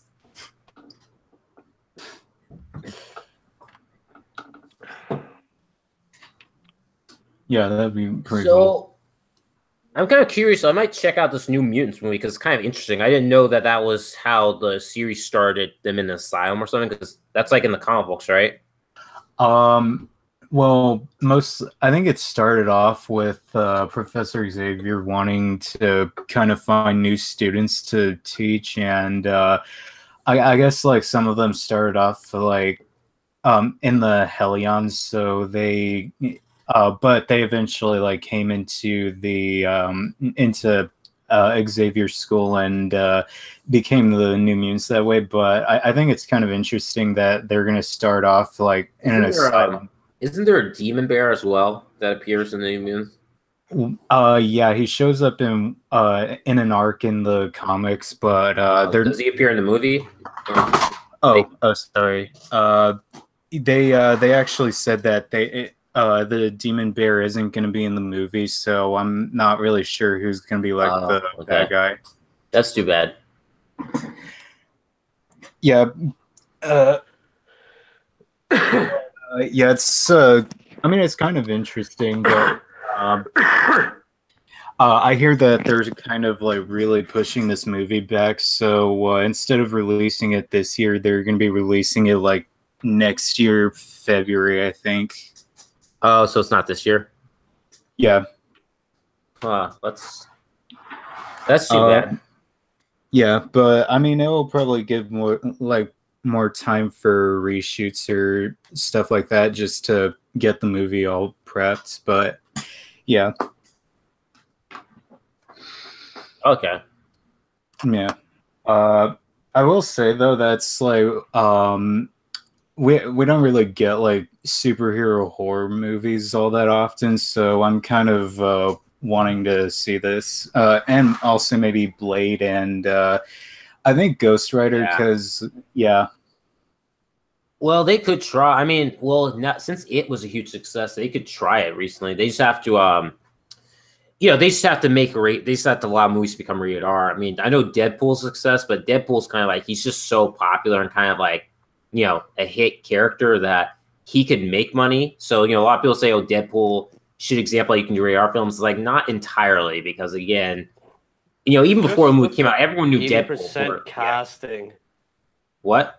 Ryan Reynolds wasn't cast in that role. That would have did shit. Talk about Deadpool the movie. Yeah, the movie, because like a lot of people were acting like Ryan Reynolds wasn't cast. Yeah.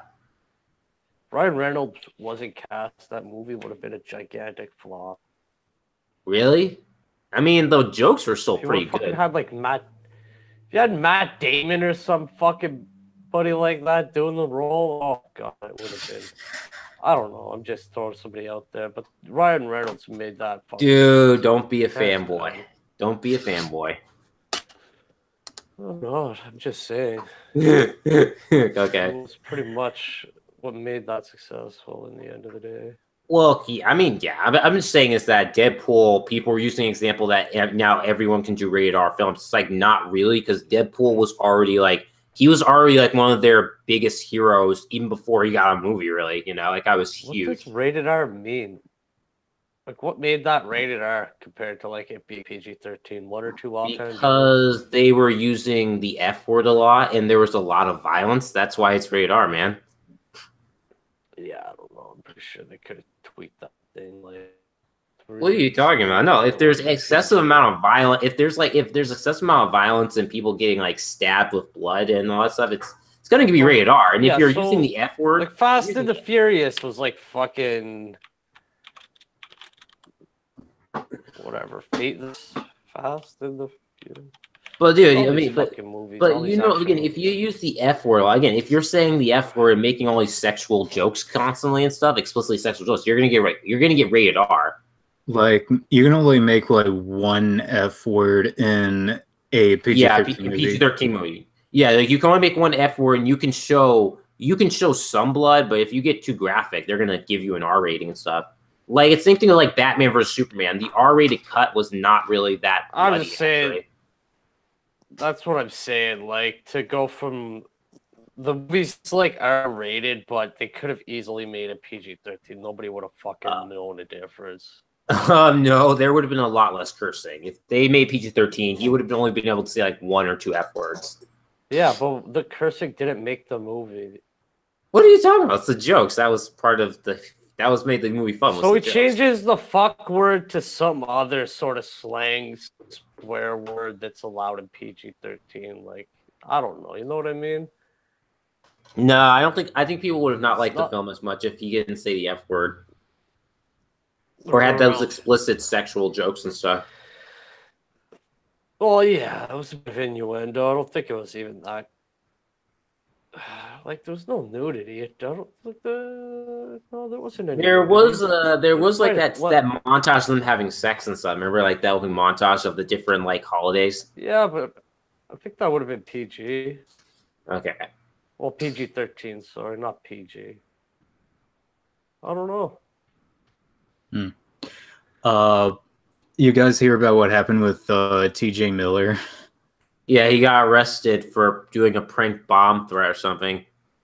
Yeah. What the fuck are you thinking?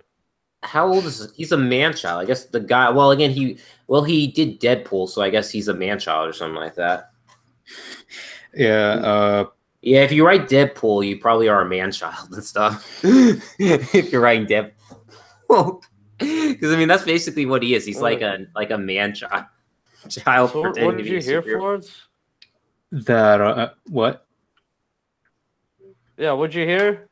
TJ Miller, he got arrested, right? Is that what you were saying? Yeah, for a bomb threat. Yeah. Yeah. I hear some people are saying that they kind of want him like cut out of Deadpool 2, or maybe like killed off or something like that, and that wouldn't really. Wait, what do you mean by killed off? Like, what do you mean? Isn't he like a creator, like a writer? Well, I don't know if he's a writer, but I know that he's in the Deadpool 1 and Deadpool 2 as one of the characters. Yeah. But Yeah. Okay. I thought he was a writer. Yeah. TJ Miller, yeah, I think. Oh no, wait, not Tim Miller. It's T.J. Miller. TJ Miller. Yeah. TJ Miller, he's an actor, stand-up comedian, and writer. Yeah. Tim Miller's the one who directed the first movie. He portrayed Weasel in Deadpool, so he played a character then. Yeah. Okay. Yeah, and I actually have been on his Twitter profile. Like his profile picture just creeps me the hell out. Just like him. Well, apparently he's also been implicated in this like the sexual misconduct allegations with the whole Me Too movement. Yeah. So he's another one of those. Yeah. I mean, I'm kind of right now a little skeptical about that whole thing now because a lot of people have been like looking at all these cases and kind of calling like bullshit on them. We're saying it's like, oh, you consented, but now you're trying to claim that it was like assault and stuff. Yeah. Because there's that one woman, she committed suicide because she was like a, what was it? She kind of now I remember, she blew the whistle on some of the bullshit claims, and she was like harassed by a bunch of feminists, and she committed suicide. Yeah. So if you don't do what they like, they will harass you until you kill yourself. Like a mafia. Yeah, I have a few friends who. Well, I mean, I have one friend who's kind of been through that, but yeah. You don't have to log in to your computer if somebody's harassing you to some degree. You want to kill yourself. Well, I don't think. I mean, I'm not. Well, I'm not sure the details of how they harassed her. All I just know is that she definitely, as in they hound her. I mean, the irony, condoning it. The thing is that people are saying, well, feminists are supposed to be against like harassment stuff, and yet they did it. It's playing out the hypocrisy. Yeah. Yeah. Looks like they probably got this. What was this fucking bully thing? This gamer bully thing. You must have seen that. Yeah, isn't that just a fake? Isn't that like what? It's like a PR stunt. What was it? It wasn't even legit. I don't know, but it looks like they're just bullying other people. So it's like they say it's like fake. But we're saying it's fake. Yeah. There's people are saying it's like there was a Bearing video. It's pretty real. They had like Bearing dissected this whole video they did, this whole stream. Yeah, but I thought it was all PR stuff. Like it's not what the people who are promoting, like who are pro it, think it is. Like it's not. Yeah, I heard what they were claiming it was going to be is not actually what it turned out to be. Okay. Which is, I guess, where they're just actually bullying people instead of anti-bullying. Well, yeah, I mean, again, it's like if you kill a murderer, you're still a murderer and stuff. Unless you are the state. Well, because it's essentially bully hunter. I mean, it's vigilantism. That's all it is. It's just online vigilantism. Yeah. But yeah, again, it's online vigilantism, which you're not supposed to do because if you're committing harassment, that's still illegal, and they could call the cops on you. You'll get busted. Yeah, I don't get it. And I mean, like, what are they going to define as online harassment or bullying? I mean, my guess is it's going to be anyone who probably was pro Gamergate. Yeah. Yeah. Let's see. What the fuck? There's a Danger Girl G.I. Joe series from IDW? What? What are you talking about? What are you talking about? I'm looking at a tweet here.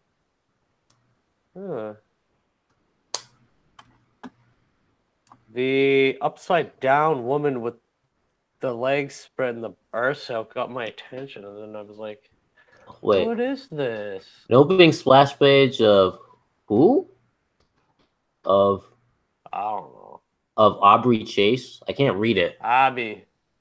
Of Abby Chase from Danger Girl G.I. Joe. It's a crossover series. Yeah. Okay, I mean that's a nice ass though.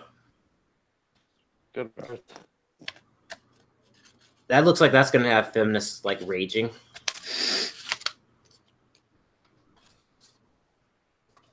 I don't know, I'm gonna wrap this up in the next 9 minutes, guys. Okay. But yeah, it's kind of cool. I mean, I haven't seen The Last Jedi yet. I just seen all the reviews for it. But yeah, I mean, I'm gonna try and see it like eventually, but just to like fully experience how bad it is. You could probably, yeah, because like I wasn't gonna start criticizing it till I watch it. I could go to Yes Movies or some shit.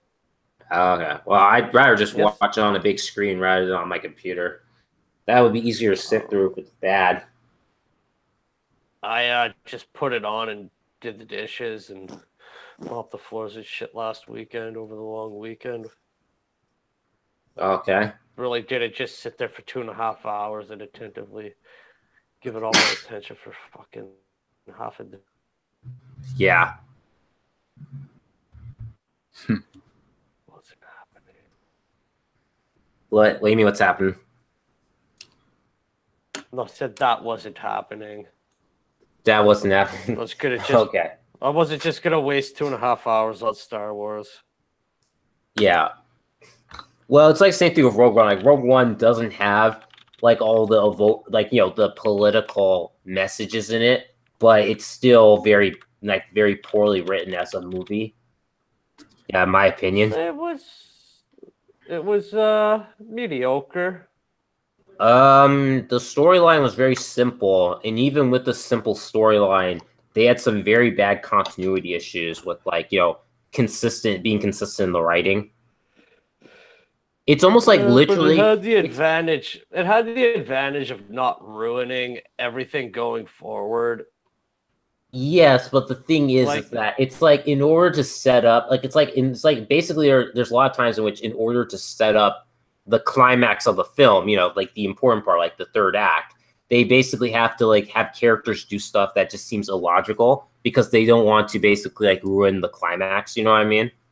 Like you had it's like they literally, it's like they wanted to show the Death Star and show it being activated, to give you the effects and just see how strong it is and stuff.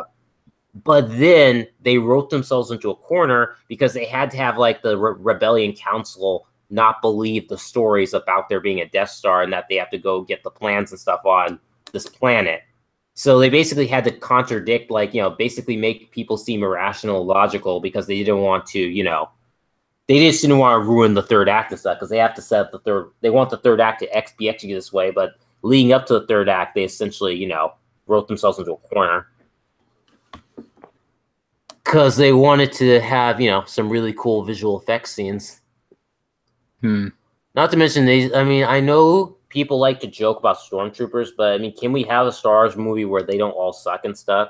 It's I understand they're trying to play off the joke that stormtroopers are terrible shots, but it's just getting stupid Wars, now. bruh. Yeah, it's just getting. Well, the animated Clone Wars. Well, were they good? Were the clones accurate and really good? Yeah, they all had personalities and shit. Well, yeah, the same. That's what I'm saying. It's just physical yeah, but between them, but Yeah, but in these movies, it's always it's always like, oh, they're easy to beat. I mean, she could like, heck, the main character could beat up one with like a baseball bat essentially, and it's like they have armor. It's like, what's the point of even wearing armor if someone with a bat who doesn't use the force can take you down? Yeah, because like in the even expanded universe, there was like a squad of stormtroopers who were like really badass. Like they would like kick they like seems like they could kick anyone's ass basically. Yeah. It's like they're like a death squad. It's like pretty crazy. But yeah, but in these new movies, it's like, oh, the stormtroopers are like, oh, they're terrible shots. We're going to basically imitate a meme that's going on the internet because that's going to make our movie a lot of money.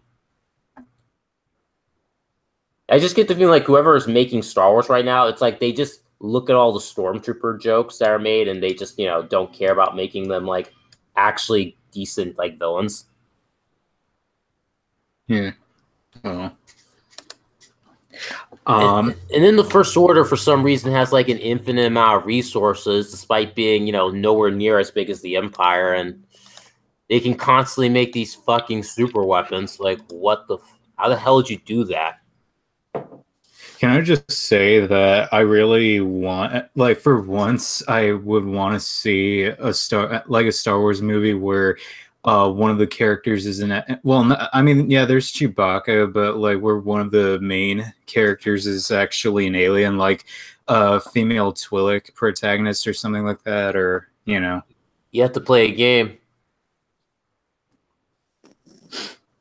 Oh, where's your clone go, Ricardo? I'm popping off there in the next couple minutes.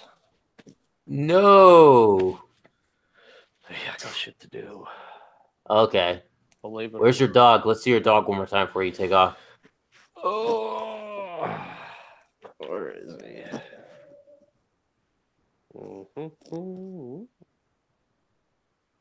What's he doing? Sleeping.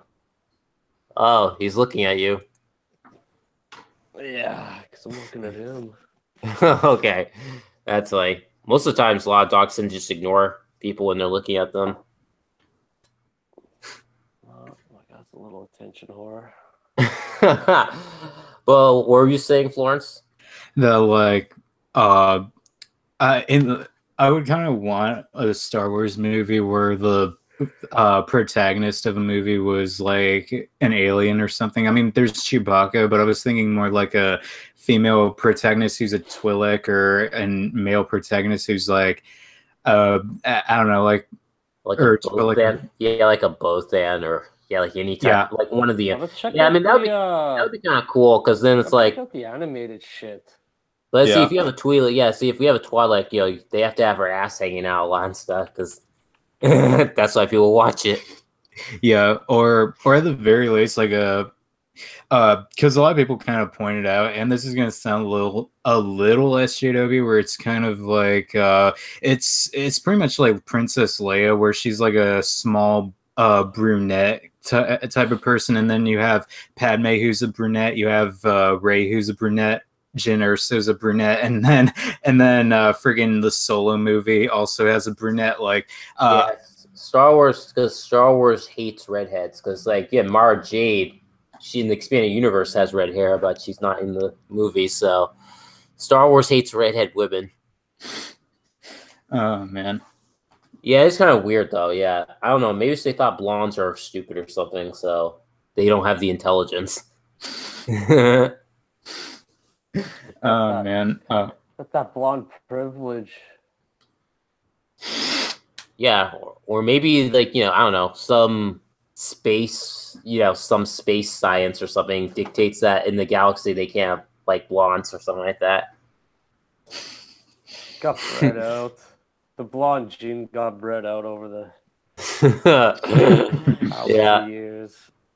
That is it's kind of interesting. But yeah, I mean, that would be interesting. I mean, originally the reason why they didn't do that, I guess, was for budget reasons for the original trilogy. And then, for the prequel trilogy, they wanted to focus on Anakin and Padme and stuff. So, yeah, that would be kind of interesting if they had. I mean, in the expanded universe, they have tons of alien main characters because, they don't have to be hindered by, like, movie budgets or whatever. It's just like a book or video game or something like that. But, yeah. In the movies, I guess that's not really a thing. Yeah, It's freaking probably just because they think that people will sympathize with the human character more than the alien because they look like humans. frigging human Probably privilege. just cheaper.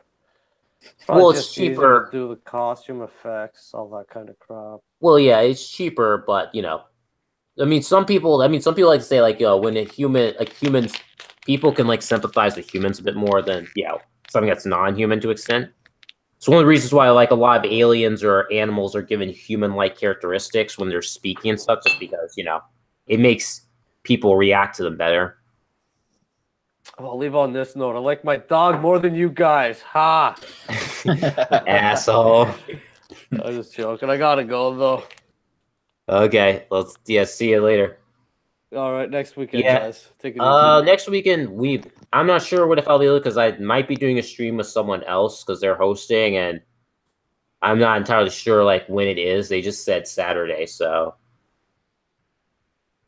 so I'm not entirely sure yet. I have to see when the date gets closer. Yeah. Yeah, because also next Saturday is like the pre-release event for Magic, which I signed up for, which starts at 7. M4 Magic. I'm gonna have to look that up. Magic the Gathering. Oh, okay. Yeah, the new set. Yeah, I've been meaning to actually look into that, but yeah, that's cool. Yeah. Because they come out the new set every year. I want to play the standard format, which is one of the more common formats played in like this game. But in order to do standard, you have to be like, it has to be up to date cards. So you can only go back like 3 sets before the current one. You can only have cards that, are basically 4 sets old at max or 3 sets old before it becomes like illegal. So you have to like, switch out cards consistently. Yeah. So I want to make a deck out of the most recent set, which means that the deck will be like standard legal for like 2 years before it gets switched out again. Yeah. Yeah. So the live stream is just going to be mostly about that, or you got a game? No, this is like this live stream thing involves Corrupt and Meta, if his name is, I don't know, but yeah, it's like it involves like other people. Like I think Corrupt is hosting it. It's either Meta or Corrupt are hosting the stream, but yeah, I think they're just gonna be talking about comic book stuff. Oh, okay. Yeah. Yeah. Okay, that sounds cool. But yeah, while we were talking about comic books, I was saying someone like on a role-playing website made a funny suggestion that they should have like a comic book that involves Batman, Detective Chimp, Batman, Detective Chimp, the question, and who was I forgot who the 4th one was, but basically they were going to have they should have like a mystery comic that features all the great like detectives in DC. Yeah. Yeah. That'd be pretty cool. Yeah, I know. They should call like World's Greatest Detectives or something like that, or World's Finest Detectives. Yeah. Yeah. So I mean, I'm kind of interested in knowing a little bit about Detective Chimp because it's mostly just his origin. I might read up on it later. Basically, he's basically like I mean, he was kind of made in the Silver Age, and he was kind of like a joke character, but then they kind of adapted him for the modern era, so he's still kind of a joke character, but he is a little more serious. But he's basically he's basically like a monkey that is really smart, like a genius. Yeah. Yeah. Yeah. And then the question. I know that. I think I might the dude without a face. Yeah. Oh yeah. I think Renee Montoya is also kind of like the question, where she doesn't have a face at some point. Yeah, kind of. I mean, I didn't really read that because I like I don't know. I just prefer to see the original characters, not really Yeah. Newer ones, and it's I don't know. Yeah. She just didn't interest me. I just think the original question's better. Yeah. Uh, yeah, I was also thinking about probably getting into the question at some point. So, Well, yeah, he's like a classic kind of. So like a lot, he's like a really popular among DC fans. So yeah. yeah, Vic Savage, I think his name. hmm Uh, But yeah, he's like a conspiracy theorist. That's kind of what he is. He's a detective, but he also is like a real big conspiracy theorist. Yeah. yeah, that sounds pretty cool. Yeah, some Um, people like make jokes saying he's like the Alex Jones of DC. oh, I think didn't wasn't Rorschach kind of an XP of the question? Like he's based Yeah, off of. essentially, yeah, basically Alan Moore basically like took like the Milton characters where they're like an old comics publishing company. They had like they made superheroes back in like the golden age. So he basically took those characters like and adapted them into like yeah, what the Watchmen characters are. So yeah. Yeah, Basically the Watchmen are essentially like yeah, like meant to be representative of those characters and you know, it's kind of meant to be like, you know, like the antithesis of superheroes. Where like the superheroes are like psychotic and just crazy. yeah. But yeah, Um, Rorschach is basically meant to be the question. yeah.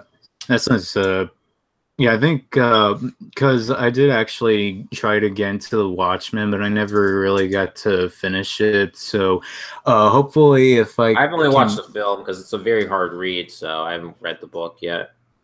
yeah. Um, Yeah, I know that they're adapting it for HBO, so I mean, yeah, maybe, that's pretty cool. yeah. Um, oh yeah, did you hear that they're actually gonna be casting the second It movie? Well, they're making a sequel. There's only one book. Well, the movie that came out was chapter one. The next one is the one where they're adults. So Oh, so this movie basically deals with them as kids. You're saying? yeah.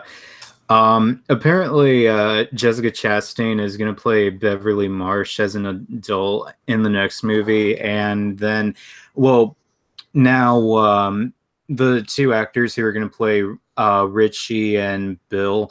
Bill is going to be played by James McAvoy, and Richie is going to be played by Bill Hader. Okay. Yeah. I mean, they look like them, so you know that'll be pretty cool. Okay. I mean, personally, I really don't like Jessica Chastain because of all of like because of like how she's just really she's a real piece of work, that woman. Like especially when she's like really pushing her feminism and all that. Wait. So who are you talking about? Jessica Chastain. So who is she? Was she in the first film or what? No, she's gonna play Beverly Marsh in the next one, but Jessica Uh, yeah. she's playing a character who basically has an orgy. Yeah. Yeah, because yeah. Well, apparently, like, yeah, Stephen King was taking cocaine at the time he wrote that book. So, like, you know, there was a point in his career where he was like, yeah, writing stories based on what he was doing while he was yeah, taking drugs. Yeah. Yeah, I did recently watch The Langolaris, which was another TV movie made in the '90s based upon one of Stephen King's stories. Yeah. Yeah, it's like it's basically about like it's about these like group of people who get on a plane to go to Boston and they fall asleep and while they're asleep the plane travels through a rift in the space-time continuum. Everyone else gets like erased from existence, but the plane's still on autopilot, but everyone who is asleep is like it's like doesn't get erased. Yeah. So they The trap what?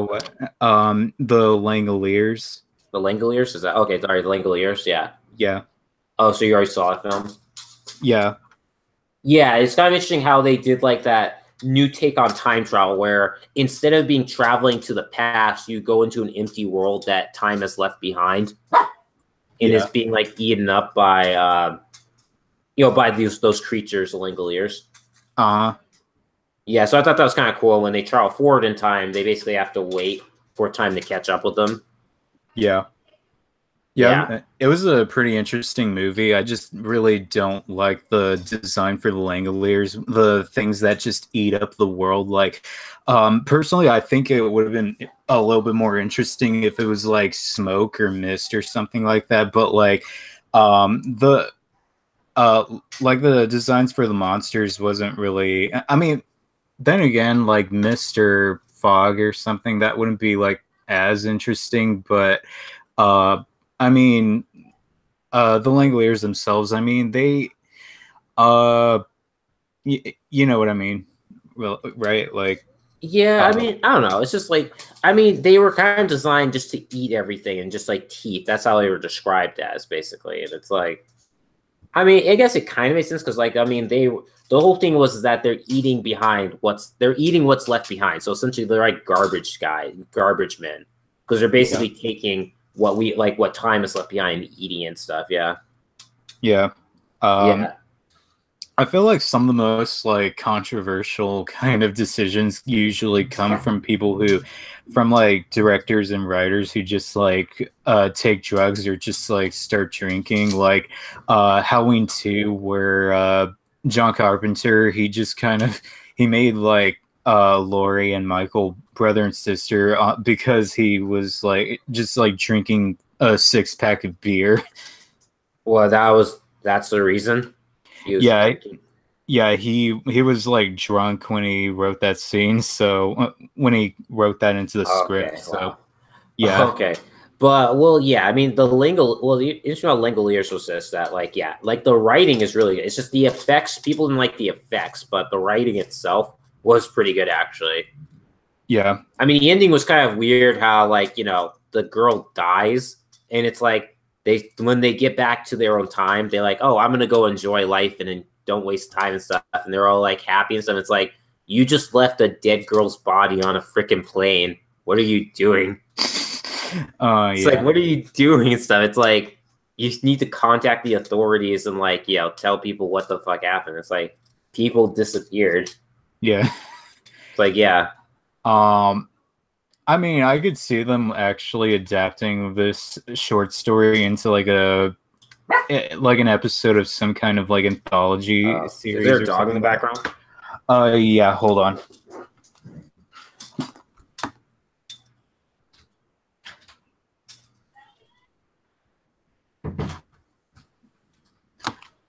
Okay, I'm back. Okay. Well, yeah. What series? Like, if they made a TV show for all of Stephen King's like short stories and just like adapted this into an episode, I would actually really like that, especially if they had better effects. Wait, was it a short story or was it a novel? It was a short story, but yeah. Okay. Well, I mean, Stephen King writes so much stuff. It's like, it's hard to tell what is his, because he writes like a ton of books. Yeah, he has like over 200 books, I think. Yeah. But yeah, it's just pretty funny because because when like Stephen King made like an anti-Trump tweet or something like or he made a comment about Republicans or whatever, or conservatives, and like Ben Shapiro comments saying you wrote like kids having sex with each other in an orgy or something. Yeah. Yeah. Yeah, that was really funny. Yeah. Yeah. I've been meaning to watch Ben Shapiro's stuff lately, but I did see he's just mainly on the Daily Wire. That's a show. I mean, there's also Ben Shapiro Thug Life, which is like, it's not, he didn't make it, but someone else did and stuff, but he's like sanctioned him to like, he can like make merchandise or something now based on that stuff. Yeah. Like, he gives him credit, yeah. But yeah, you should just watch Ben Shapiro Thug Life, because that series, there's like 12 videos or something like that. It's like a compilation of him like owning people, and that basically will get you hooked on Ben Shapiro. Nice. Oh yeah. It's like, I like the segment where he talks to a guy about what's his stance on weed and stuff. It's like, weed, yay or nay? Legalize weed, yay. Do I smoke weed, nay, and stuff. And the guy like is just like rambling and stuff. And he's like, oh, you're high. That's because you're high. Yeah, that's the joke. Yeah. I see that there's like a playlist. The first episode's like 30 minutes long. I'm definitely gonna be watching this. Oh yeah, you can binge it. It's like it's just really funny. Like, yeah. Yeah. They show a clip of like Steven Crowder pretending to be like Shank and stuff, and he like loses his mind. Oh. It's like hi, this is Ben Shapiro. Your production value is great. Was it from Soros or anti-freedom nations to Car? Yeah. Yeah. But yeah, Ben Shapiro's cool. I mean, on Twitter, I mean, he does some good stuff on Twitter, but he's kind of he's kind of like a never Trumper, one of the conservatives that has problems with Trump. Yeah. Which I get, but it's like, I don't know. On YouTube and on Twitter, on YouTube, I think, yeah, I don't know. People tend to be a lot better on YouTube than they are on Twitter for some people. Yeah. Yeah.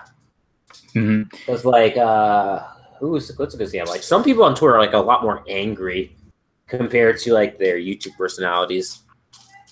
Oh yeah. Yeah. I don't know if like diversity in comics is diversity in comics is a lot more angry on Twitter than he is in real life, than he is on YouTube. Oh, definitely, yeah. Yeah. What were you about to say? Oh, you know about like No Bullshit, or what do you think of him? No, what's No Bullshit?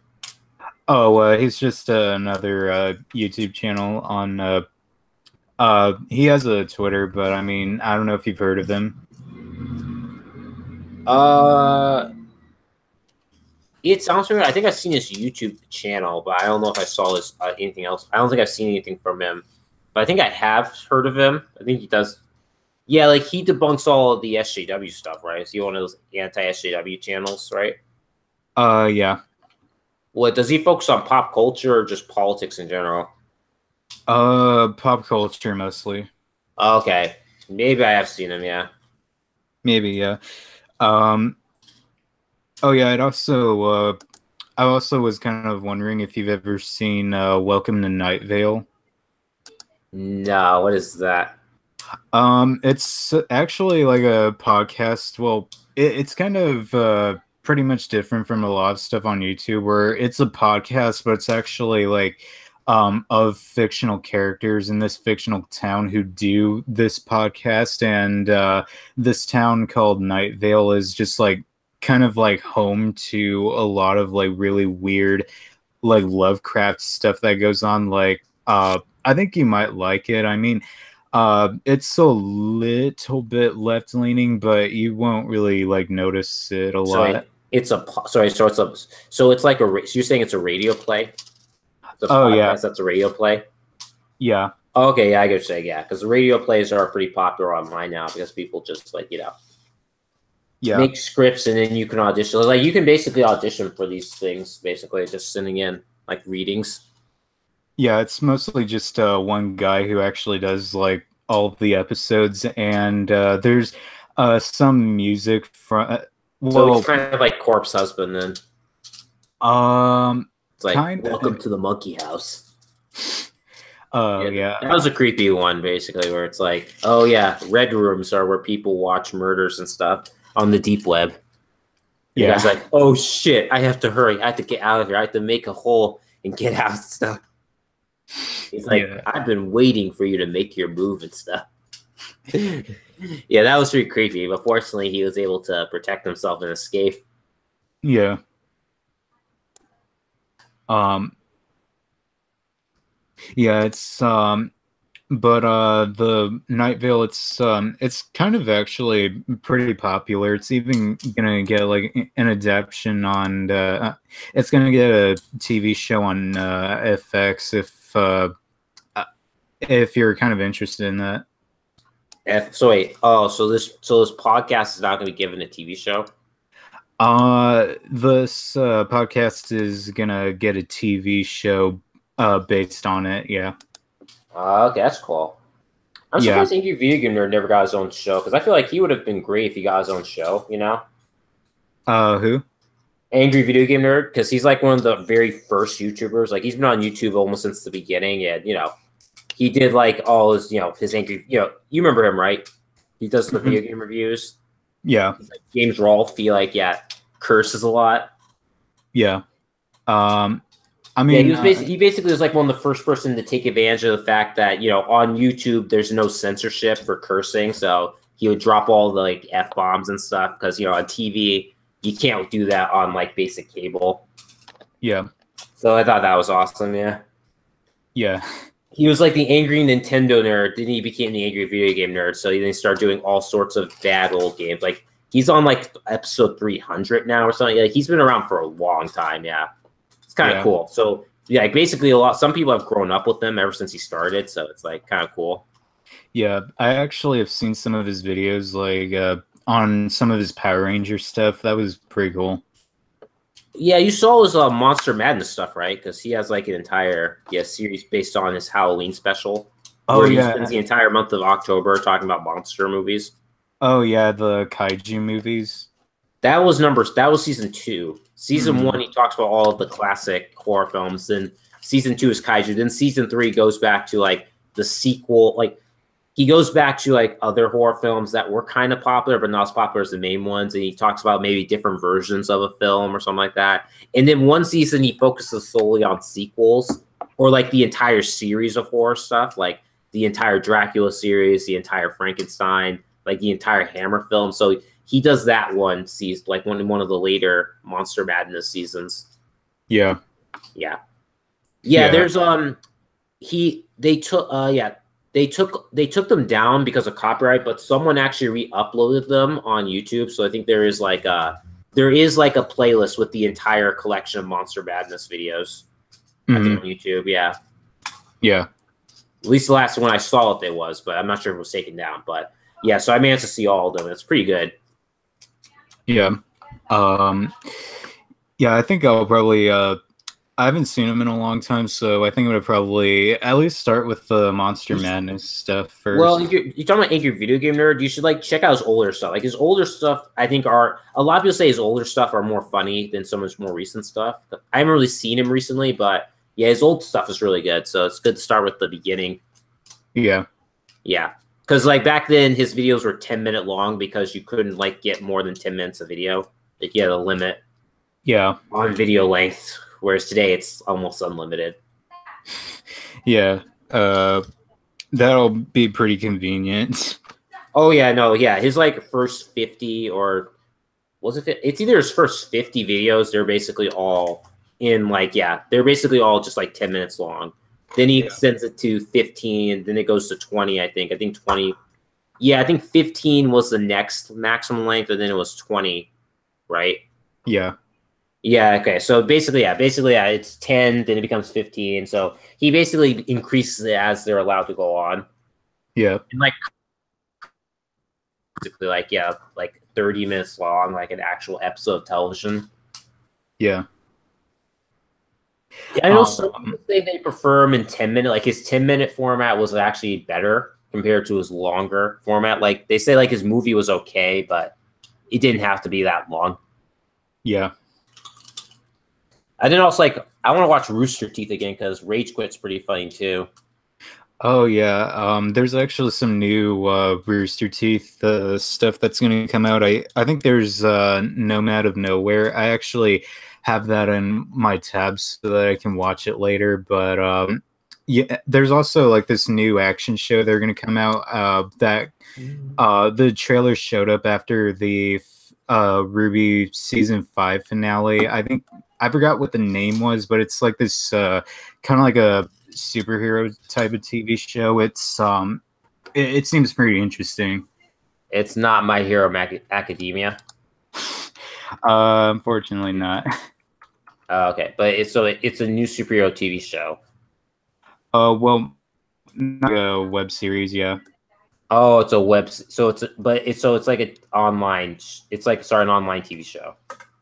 I think it's called Genlock.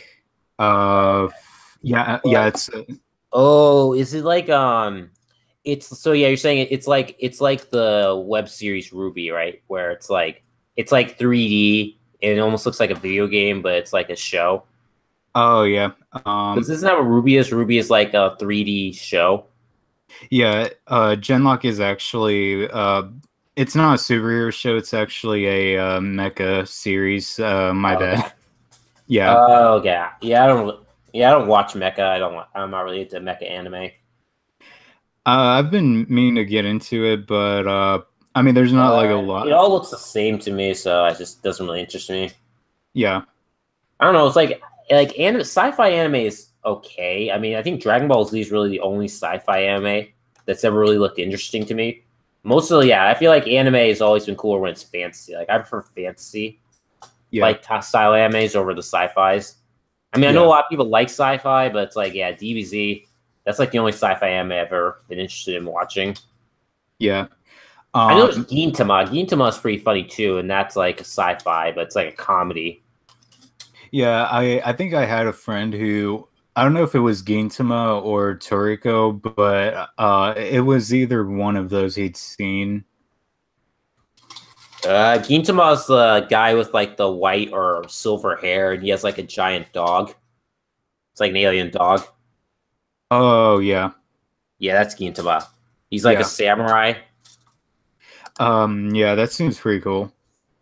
Yeah, it kind of has to deal with like it has to deal with like the fact that aliens kind of come down to Earth, and you know there's like a terrorist group that wants like Earth to be just for alien humans or something like that, and like because the aliens are kind of like tyrannical in a sense, like they don't like go kill humans, but they're just kind of like I don't know, because they have like the technology advantage or something like that. They Yeah, want to like they kind of almost colonize Earth or something like that. yeah. Yeah. Um, yeah. I don't know if like ah man, I had Hulu, where like Hulu has like a lot of anime on it, but like my brother's account actually expired, so I mean, I'll probably like try checking it out if I can, but if I Oh, can checking what check out? out Gintama, if I can. Oh, okay. I mean, Hulu doesn't have to be recent shows. So I think Gintama has been out for a while, so I'm not sure if they'll have it. Yeah, Yeah, Gintama's old. That's like an old manga. yeah, Yeah, um, cause like with Gintama, they have like so it's one of those animes where in between, like I think not in between episodes, but like in between some scenes, like when it breaks, they have like quick segments near the end or something where characters are doing like ridiculous like skits. yeah. It's like one of those shows where like you'll have like a cutaway or something for like a gag near the end. Oh yeah. Yeah. And Um, it's like they like to make jokes. Yeah, I know they like to make jokes on like other shonen anime as gags. Where like I think there was like a Naruto joke at one point, or just some joke on like ninjas. Yeah, yeah. and it's like Oh man. basically there was a guy. He's told that he'll gain everlasting life, or like you'll get healing like if you like flash, if not flash, sorry, if you moon the moon, basically where like you pull down your pants and like show your butt at the moon and stuff, it'll like bless you or Yeah, something like that. So like Dean like comes out of the sky and literally like sticks his like foot in his butt and stuff, and then takes off and says like, "Oh, special technique like ass penetration" or something like that. yeah, It was something stupid and stuff, and then yeah, and then he's upset because his like foot now smells like shit. yeah. Yeah, Oh man. yeah. That actually, and my younger brother came over for my birthday. Well, his birthday in April 1st, and me and him were actually watching Naruto on Netflix, and there was this like one episode where Sasuke just like told Sakura that she's annoying, and then literally the next episode, it's like I'm going to do it, like Sakura's just like, we need to protect our love, and then my little brother was just like, you just said that she. Wait, this was episode not so like wait. Sasuke says they need to protect their love, or what? Or she said Oh it. no, oh no, Sakura said that that they need to protect their love, and my brother was just like, "But Sasuke just called you annoying." Oh well, Sakura, yeah, because Sakura like wants Sasuke, so Yeah. Yeah, one interesting thing about anime is that, like, with anime, their talk about gender is very subtle, kind of. I mean, I know there are instances where I think it's the dubs that do it, but there are some instances where it is kind of preachy, or like, the dubs kind of interpret it that way just to make it more simple to understand. But a lot of anime seem to take it more subtly. Like in Naruto, the girls they do kind of reference gender in the show, but it's very subtle that Americans, I don't think, see it. Yeah. Because the Americans are all into in your face when it comes to stuff like that. We're not very subtle about all those like identity politics. Oh yeah. It's like how Sakura has like a flat chest, basically. That's how she's describes that she's flat chested compared to all the other girls. And she kind of like is upset about that. Like she feels like embarrassed. Yeah. So yeah, But, she's jealous and stuff. So which is kind of like a female thing. yeah, it's that kind of like small stuff that just I'm more interested in like the small stuff. That just like interests me a lot more, like whether it's like small chested girls or small dicked guys. It's just kind of like Well, the interesting about that is like in an American sense, if this was like an American thing, they would basically have her commenting about how horrible the patriarchy is. They would basically take that idea and just like rant, like because like in comic books, you have characters who use like the what's that box where character thoughts are seen, like the yeah. narration. What do they call them? It's called column box or. Oh yeah, I think they're just called narration boxes. Okay, well, in the narration box, especially in like Marvel comics right now, you always have the character basically narrating about how frustrating life is and all the horrible stuff they have to deal with. Yeah, those. It's like that, but manga doesn't really do that. I mean, manga just keeps it subtle, where it's like if like it was an American book, then Sakura would basically be like constantly like talking about how horrible it is being a flat-chested girl in society, about how like the patriarchy is like oppressing her. Yeah. Yeah, but with the Japanese, they kind of keep it. I don't know. They just keep it subtle, which makes it just interesting to find that stuff. Yeah. Although Japanese do tend to get preachy in other ways, because like the thing with Japan, because they don't have identity politics like here, their thing is war. Like when it comes to war, the Japanese can get really preachy at times, because there are some shows where the characters are really annoying. Yeah. Yeah, there's always that anime character who's basically all about, we need to fight against war and protect the environment and save people and not misuse our power and stuff. It's like really annoying, yeah. Oh yeah, isn't it kind of like Attack on Titan or something like that? I have no idea. There was one show that was like that too. It's like same thing kind of with Gundam. Like some series of Gundam are kind of like that, where it's like it's all about fighting against war and like the military complex and stuff to bring peace. Yeah, I could never keep up with that type of dialogue where it's just really heavily kind of like explaining the themes to you. Yeah, I don't know. I don't get it either. It's one of the reasons why I was never interested in Gundam. It seems like if it's not like just about, I don't know, it's just like I'm not interested in mechs, and then if it's gonna get political, I'm just there's nothing else to grab me and stuff. Yeah. The interesting about superheroes in anime is that most anime superheroes are all employed by the government, whereas in America we're like libertarian, where we're like vigilantes, like we're most superheroes are unaffiliated with the government in America, but in Japan it's like almost all of them are. Yeah. It shows you how different our cultures are, because in America we're kind of very cynical of the government, which is why we have superheroes, because most superheroes became a thing due to like the ineptitude of like government feeling like a person can do good without the use of the state and stuff. Whereas in Japan, it's like, I guess they want a more controlled, they see almost superheroing in Japan like it's a job, where people apply to be superheroes and, are basically employed by the government. Yeah.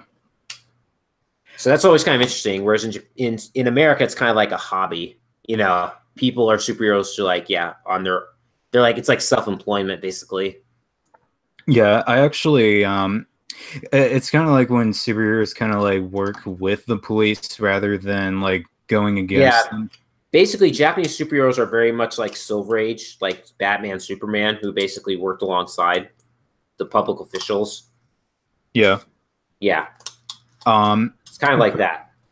Yeah. I even had like an idea for like a superhero who actually comes from a different who actually was trained in a different universe, but is actually willing to, maybe not you mean like Iron Fist? uh, probably, but like, he kind of works alongside the Earth's government so that if the Earth actually ever needed like help from them, then we'll make sure that wherever dimension he trades from, he's like of the opposite race of that dimension. So then when they try to cast him, people will cry racism. He's actually Mexican, so I can assume that like the entire dimension like non-Mexican, and people are crying racism stuff. Yeah. Oh man. Like okay. Like they just kind of like cast him lighter when he was darker in the comics, like just a little bit tan, and then like you make him a little bit lighter in the show, and they're just like whitewashing. Yeah, because every Mexican must be dark skinned. Yeah. Yeah, I mean, yeah, I mean that's interesting because like, but yeah, I also thought like my idea for like I said, those non-canon heroes getting their own like team title, kind of like the Exiles, would be really awesome. Yeah, because it'd be a nice, like, kind of almost like, meta joke about DC always making things non-canon. Yeah, and that's gonna be kind of cool because then you get to see the more obscure heroes that have been, out of commission for like years and stuff make an appearance. Yeah, I think was Batmite actually written out of existence or canon? No, he's in the New 52, so he's not out of canon, I don't think. I mean, they can't really write him out of canon because of his powers, so he's just come back. I know Ambush Bug's in canon, though. I mean, he hasn't appeared yet, but I hope he appears because Ambush Bug's hilarious. Ambush Bug. Ambush Bug. Oh, the green guy. Ambush Bug, yeah. He's a DC character, yeah. He appears in, like, the Brave and the Bold cartoon. He's been around since, like, the 80s or something like that. Oh, okay. He's basically their equivalent of Deadpool because he breaks the fourth wall as well, but his powers are completely different. Like his humor is kind of more, I think, witty, whereas Deadpool's kind of more potty humor and like profanity. Yeah, like Deadpool is very slapstick and like potty humor, whereas Ambush Bug is more witty, like quirky and witty humor. So less, he doesn't drop F-bombs constantly. But he likes to make jokes saying, "Oh, what was it? What was it? Like, okay, she looks almost as pretty as like Whitney Houston before whatever such and such happened to her or something." So it's kind of like that, yeah. So basically, Ambush Bug uses more wit. So I think his humor, he can be more smartly written than Deadpool, and he's not invulnerable to harm. He just can teleport and stuff. Yeah. Yeah. But he knows that he's in the comic book. Yeah, he knows that the DC universe, like the different stuff about the DC universe. Yeah. I don't know if you know who like Jinx is, but she was a character in the Teen Titans show. She had like the purple hair, like pink or hair, and like the witch outfit. I remember. Yeah, she has. Yeah. What? Yeah, I remember. Yeah, I was actually kind of thinking that they should, because she actually originated in the old not the old one, but like the 2000s Teen Titans comics. So I'm thinking maybe she was an original. So she wasn't an original character for the for like the TV show. Then she was like in the comic books before the TV show came out. Yeah, but in the comics, she was like way different. She was like black or Indian, and she had like elemental powers. So, they really changed her for the TV show. They whitewashed her. Yeah. That's it. Well, this was before people were crazy about that stuff. So Yeah. No hate and stuff. Yeah. I'm thinking they could probably bring like Jinx back, either the comic version or the original TV show version, like either one of those, and just kind of write her into continuity. Because I think they could do some. Yeah. Yeah. Or she could just. You mean so you're talking about the version of her in television being in the Yeah. comic books? I mean, Yeah. well, like I said, with my idea that she could appear in the book. I mean, they should title. I would title a book like the Uncannons or something, or not the Uncanny because I think that's trademarked by Marvel, but just something that's a reference to continuity or something like, or back in continuity or whatever. Yeah. But yeah, it's like the Justice League, but with like non-canon characters. Yeah. Who appear in the book, and they're like in like a universe that basically it's where all the people written out continuity go. Yeah. Yeah, so it's like a nexus or whatever, like like sanctuary. Yeah. I wonder if there's actually been something like that for Marvel, actually. The Exiles are kind of like that, but they're not. It's not really non-canon. It's just like the Exiles are essentially like different characters who are like, I don't know, traveling through the multiverse or something. I don't know. I mean, just I just remember someone mentioned the Exiles, like what their origins are, and it's like it's kind of like that kind of just that this has to do with continuity, not really like these characters are like I don't know, like traversing the multiverse or something like that. It's like solving problems. Yeah. But yeah, I don't exactly remember the Exiles origin, but I just know that it's just kind of similar to what my idea was. Yeah. I don't know. I think it'd be kind of cool because I know like it sounds like they're bringing. I don't know. I think they're bringing back Elseworld. It's not Elseworld. It's just like out of continuity stories, which I think is pretty smart. Yeah. Because you can be more creative and give people freedom to write what they want. Yeah. That's I was kind of thinking that maybe they could. Well, I don't know. I feel like I could actually get into like smaller books, like. Well, that's what Earth One's all about. Because Earth One's been doing pretty well. Because like they recently came out with Green Lantern Earth One, which I heard was good. Yeah. Yeah, Earth One is for new people. It's like basically just all graphic novels. Like it's not like a single issue. So it's like it takes them a while, but they're allowed to kind of like do what they want for the most part. Yeah. Yeah. Yeah. I actually did kind of want to make something kind of was thinking about like making a long time ago. I actually had like a comic that I had in mind for Jinx, and also this character called Kid Wicked from the Teen Titans. Like, unlike Jinx, Kid Wicked is actually an original character, and I kind of wanted to pair the two of them up to see like.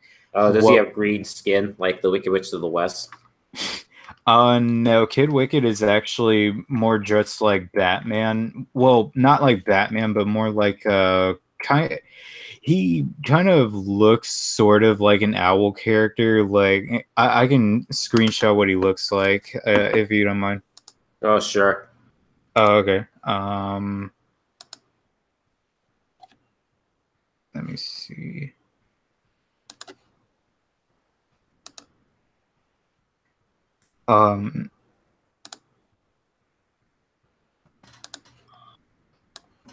Also, Hold on. Oh, okay. So it's the original character of yours, or is it like someone who's created? This was someone in the TV show, but so that's Kid Wicked. Yeah. Oh, okay, I can't remember him. Yeah. So okay, so you want to use him as a character, so he's not your character. Yeah, he seems pretty interesting. Like the fact that he has like teleportation type of powers, and he like I kind of thought about like I didn't really know what I could do with him, but I don't know. It's just kind of one of those things where it's like I kind of want him to be like. Does he have magical powers, or is he like a physical fighter like Batman? In the TV show, he's a physical fighter, but I was actually kind of thinking, yeah, he's a physical fighter. unlike Jinx, who has like magic, but in the TV show, yeah, Oh, that's cool. yeah. Um, but I was actually kind of wondering what other kind of ideas did you have for other comics? Uh, well, weird thing was that I wanted to make like write novels that were superhero novels, and then if I ever got into DC, potentially find a way to like see if I could like copyright, like not like if with the copyright rules, if I could like incorporate them over into DC, because I know when you have published a book, they have the copyright, so that might be a little harder to get them over into DC. But if I could, there were some characters that I wanted. I mean, I normally try to like pick which characters I'm going to keep in. I'm going to keep in novels and other characters that I could like see if they can incorporate into DC. Yeah. You know, that work better in a DC universe. Like that's what I like to do about online role playing. Is online role playing allows you to create a lot of interesting characters for role plays, and then you just keep track of them so you can incorporate them. Like what was it? Oh yeah, like I created this character. There's one character I want to make a comic book out of for DC, who essentially is like literally he's like the son of the presence, who is like the Judeo-Christian God in DC, but he's not exactly like Jesus Christ. Like Jesus is kind of born through like the Virgin Mary, so he's kind of naturally born. Whereas this character's created kind of like how Phantom Stranger and the Spectre are created by the presence. But he's basically like he's less human than Jesus, but he still isn't like completely inhuman. Yeah. So he's almost kind of like an angel. So you could say he's like an angel that's been given like a mortal form and stuff. So like he can die, but he also has a great amount of power. Yeah.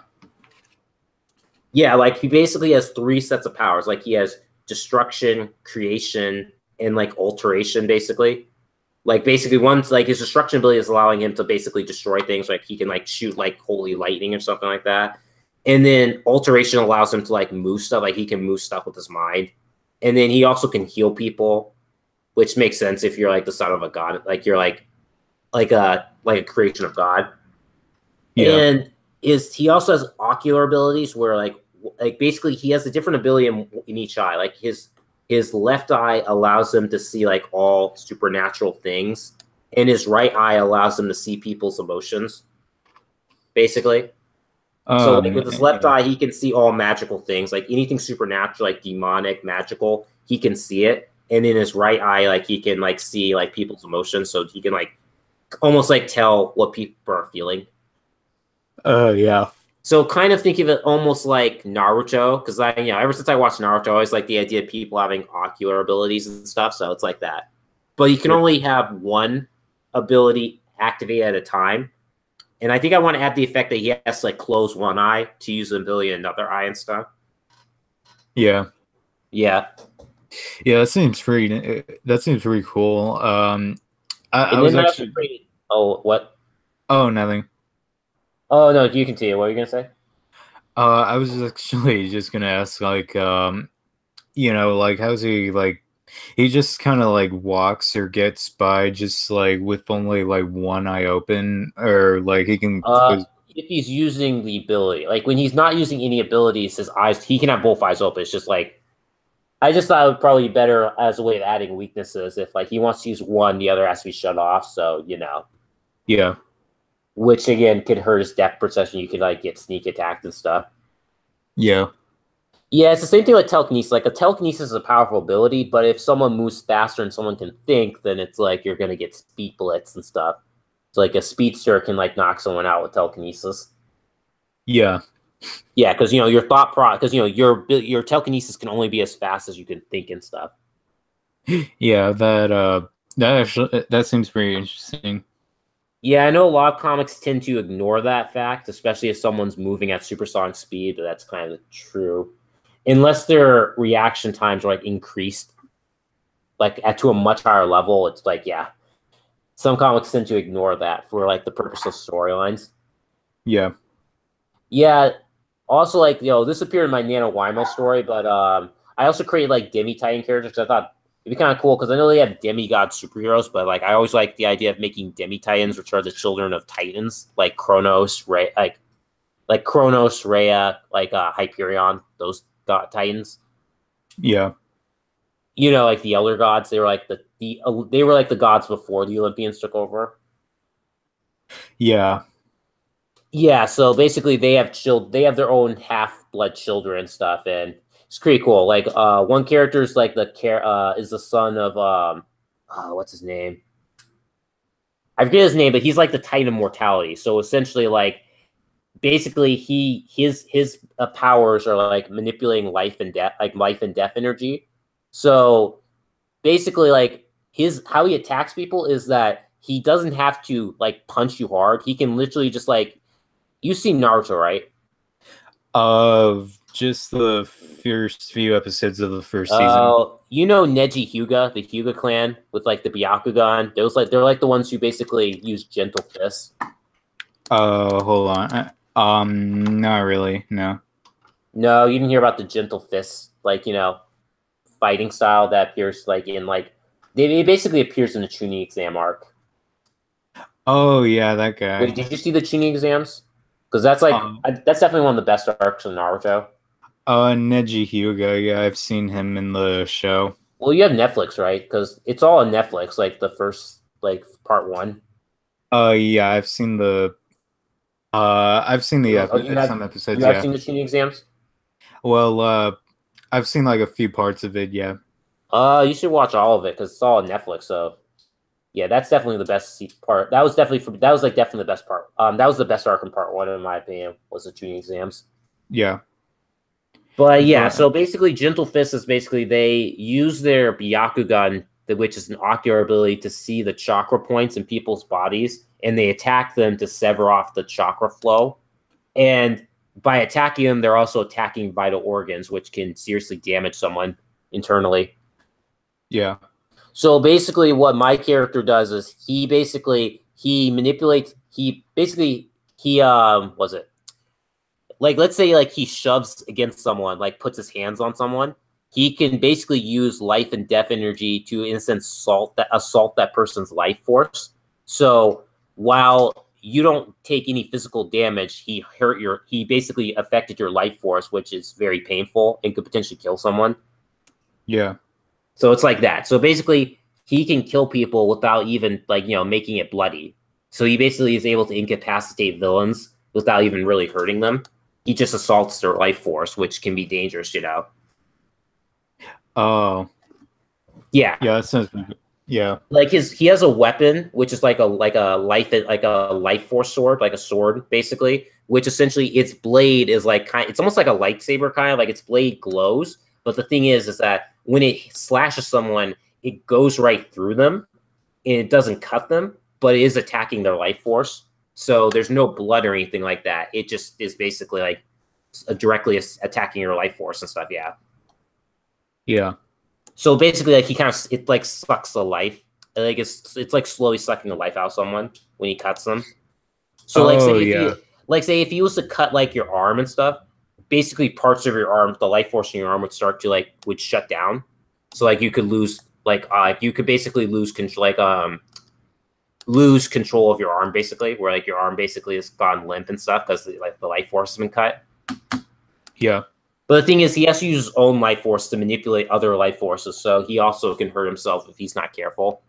So it is a pretty hard ability to control for him, yeah. Okay.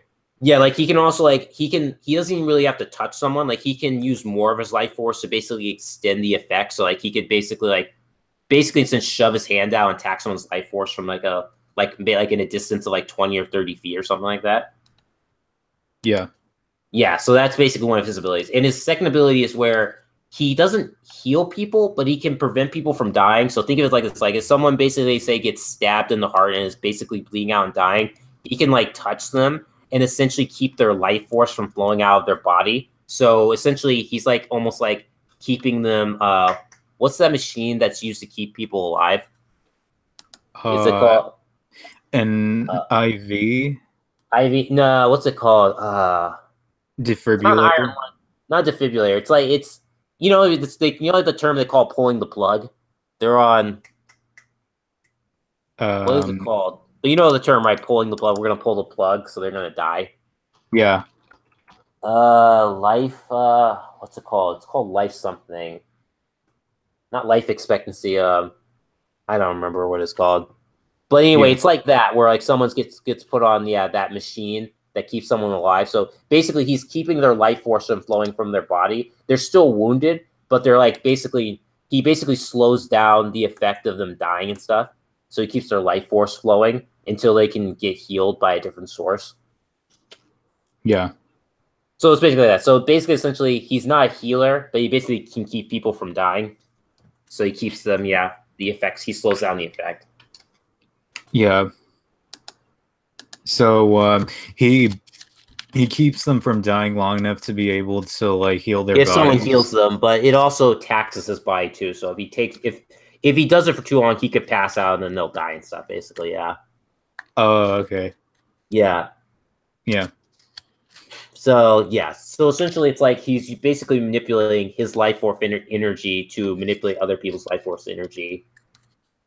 Yeah. So it's a cool, interesting idea and stuff. Where, yeah. Yeah. He can do it with other life as well. Like he could basically he could like assault a tree and stuff and essentially cause the tree to die. Yeah. Oh yeah. I mean, it might be a little P, but I also like the idea where he could also like what was it? He can focus it to a very tiny point and basically like assault someone's brain.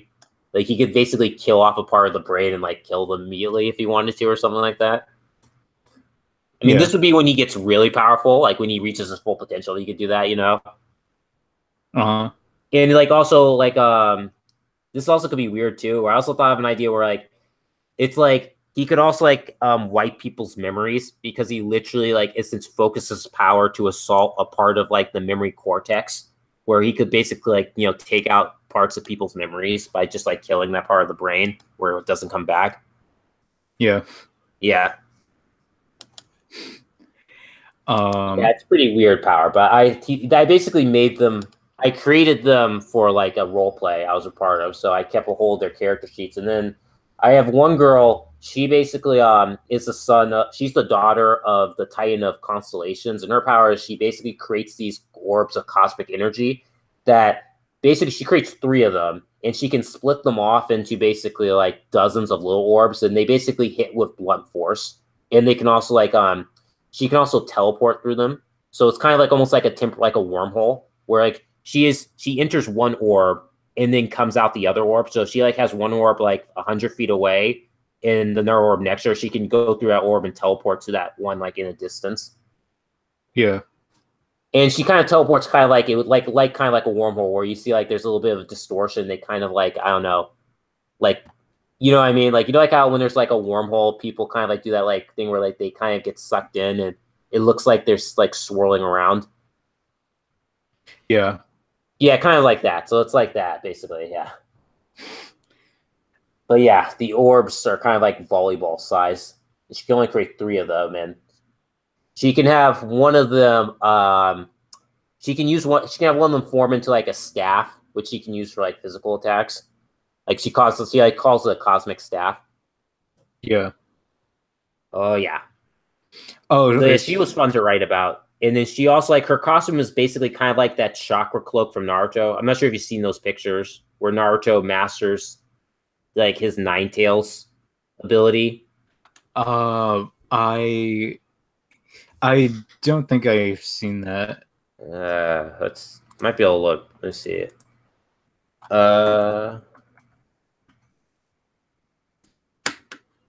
Let me see. I think I found a picture. Oops. Let's see. Okay. Let me screen share. Okay, so it basically looks like that. Yeah, if you can see it. Yeah, so that's like Naruto's, chakra mode that he learns when he like gets higher mastery of the 9 tails. Oh, cool. Yeah, so that's basically what I was thinking of for her costume. Basically, her costume is basically once she activates her powers, she basically like gets surrounded in like this like cosmic energy that forms like a cloak. Yeah. Yeah. So that's basically her costume. Yeah. So then the other character I created was what was it? Oh yeah, he's like the son of Atlas, so he basically has superhuman strength. And his thing is that he's like when he's fighting someone weaker than him, he's kind of uninterested, but when he fights someone just as strong as him, he gets like really addicted to fighting and stuff. So he likes having a challenge when he fights someone. Yeah. Yep. And he also has something kind of similar to the Hulk's thunderclap, where he can like clap his hands together and creates like a shockwave of energy that like basically like, can knock people back. But he can also like focus it. Like if he focuses it, he can like have it like shoot out like a blast at a specific point. So like he could basically like target it specifically and not just like have it be one massive like shockwave. Oh, that's cool. Yeah. So he can do that as well. Yeah. So yeah, those are some characters I thought up. Yeah. That seems pretty cool. Yeah, what other characters have you created? There's like this one comic that I kind of want to do where it's kind of like it's horror. Well, it's a horror type of story where it exists in the same universe as a superhero, but I wouldn't say that like the main character is like a superhero when she starts out. I mean, she does eventually become one, but she just kind of starts off like basically it's kind of like this girl who immigrates from Japan, comes to America, and goes to this really prestigious school. But like there's a ton of these like murders happening, and they all are really strange, almost like supernatural. And she kind of has to know about like the mystery of how and why these kids are dying. And there's actually a killer on the campus where she's at, and she not only that, but she's also starting to kind of develop like the power to kind of like control sunlight. So and it turns out she's actually the descendant of the sun god Amaterasu. Oh, okay. Yeah, and it's kind of like meant to be sort of like a giallo sort of like a giallo movie where it's like you have this one girl who kind of moves to this academy, kind of like Suspiria or Phenomena, and then there's like a killer that ends up killing all these kids. And it's kind of like one of those giallo movies. It's even you know. Yeah. I'm even kind of thinking about like really playing with the colors, like having it be like a manga where it's like black and white, but like the only two colors that ever only show up are yellow and purple. Purple being like representing the darkness and the killer who's killing people, because the killer is a villain who can control darkness. So, you know. Okay. That's cool. Yeah. I created another character called like Yellow Jacket. He's kind of inspired off of Spider-Man, just that he basically is he's modeled at like his powers are kind of based off of like the yellow jacket, like the insect. You're like, it's like a bee but carnivorous. And yeah, like he can fly. Basically, he has insect wings, kind of like the Wasp in Marvel, or like Bumblebee in DC. But like, yeah, he's like really agile, and he can shoot out stingers from his hands. They're like stingers that basically can like cause a lot of pain and sometimes paralysis and stuff. And he also is able to create these blades made out of like stingers kind of. So basically, like, think of like a hornet's stingers, but they're like long enough to be like wielded like swords. So he like jabs at people. Oh he's yeah. Fighting. Like his whole fighting style is based upon really quick attacks, kind of like Spider-Man, where he's like really crazy and has insane aerial maneuvers. Yeah. Oh yeah. When I was role playing as a character on the website I'm part of, like I did this fight scene where like basically like he beat up like a bunch of like thugs and stuff, and he was like really like agile with it. It's pretty fun, yeah. Yeah. Um, I was so like Yellow Jacket. He's part of the comics that you're doing. He's a character I created for role play that I want to. He actually appeared. Yeah, I did put him actually in my most recent NaNoWriMo story. Yeah, he was on the main team that my main character was a part of when they were like basically going through the hero exams. Yeah. Yeah. I kind of ripped off a bit of Spider-Man where his fighting style is called the Way of the Yellow Jacket, because I know Spider-Man has the Way of the Spider. That sounds cool. Yeah. But yeah, Yeah. his martial art basically focuses on speed and agility instead of power, and relies on quick strikes and jabs. Yeah. So I mean, there'd be like a character that you could go up against where he's more like speedy, and there's a character who's like more, I guess, like fighter, kind of like more like super strength or something like that. Well, funny enough, in the wait, going up, or you mean teaming up, Uh, Going up, yeah. like a villain? I haven't thought of any villains for him yet. But yeah, I was looking up. I was looking up like for like he has superhuman senses, and I was looking up what type of senses a yellow jacket has, and apparently yellow jackets have sense of smell 10 times stronger than a bloodhound. Yeah. Yeah, and he also so because of this, he's able to fight enemies in the dark because he just smells out their position and stuff. Yeah. Yeah.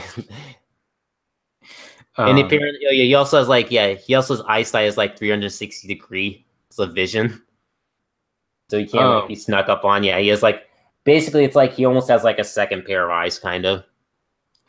Oh, that's cool. I mean, not actual pairs of eyes, but it's like it's like a sensory ability. It allows him to see Yeah. like a full 360 degrees. So yeah, it's really hard to sneak up on him.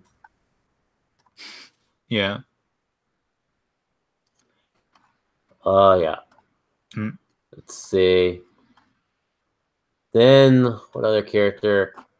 Oh yeah, then I had I had a character who basically is kind of like his name's Rat Boy. He basically is like he's kind of like the Atom, but he doesn't shrink to microscopic size. He can only shrink to the size of a rat, and he's also able to he has like rat-like abilities and is able to like communicate and talk with rats. Yeah. Yeah. And he's also able to he can also perceive through their senses, where he kind of he can basically sense the location of a rat and stuff within basically I think 2 miles, if I remember correctly. Yeah, it's a 2-mile radius. Yeah. So one of his techniques is where if there's a bunch of rats and he's riding on top of a rat and stuff, what he'll do is he basically will kind of throw his he will basically throw his mind into several rats at once to basically see what's going on ahead of him. Yeah. Yeah. So it's very it's kind of complicated, but yeah, I just developed an interesting method for using his powers. What else does he have? Yeah, he also has senses because he has rat-like senses, so he has whiskers that allow him to basically sense things. So it's a better sense shots than the human fingertip, because that's apparently what I read about when it comes to rats.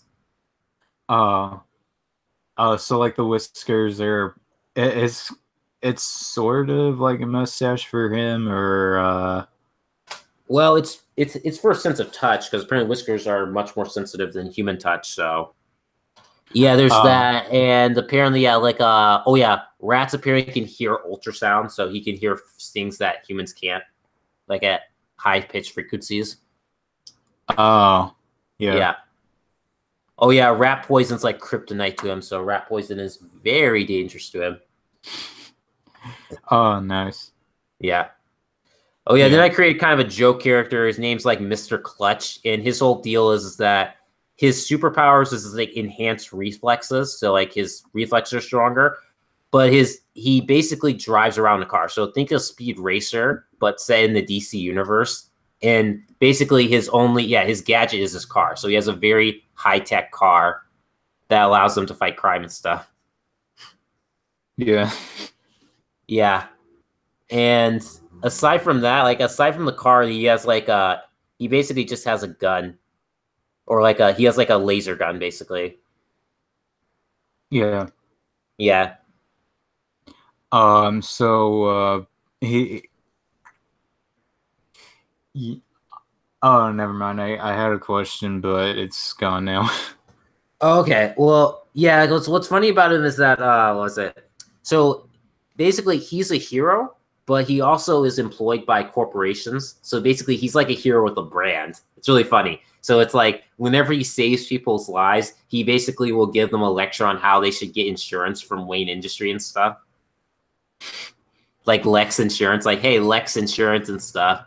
It's like, before I let you go, ma'am, did you ever know that how cheap Lex Luthor's insurance is?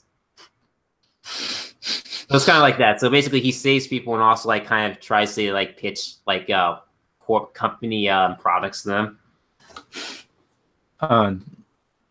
Yeah, that's Yeah, so basically he's like so basically his like the so like if I was to make a tagline for him, his tagline would be like, I'm a hero with a brand or something like that. So he's not just like a vigilante, he's like a brand guy.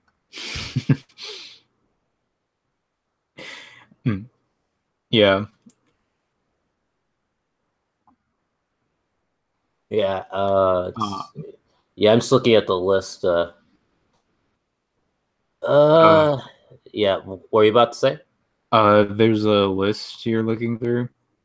Yeah, I keep track of them on a forum page for my characters. Oh, okay.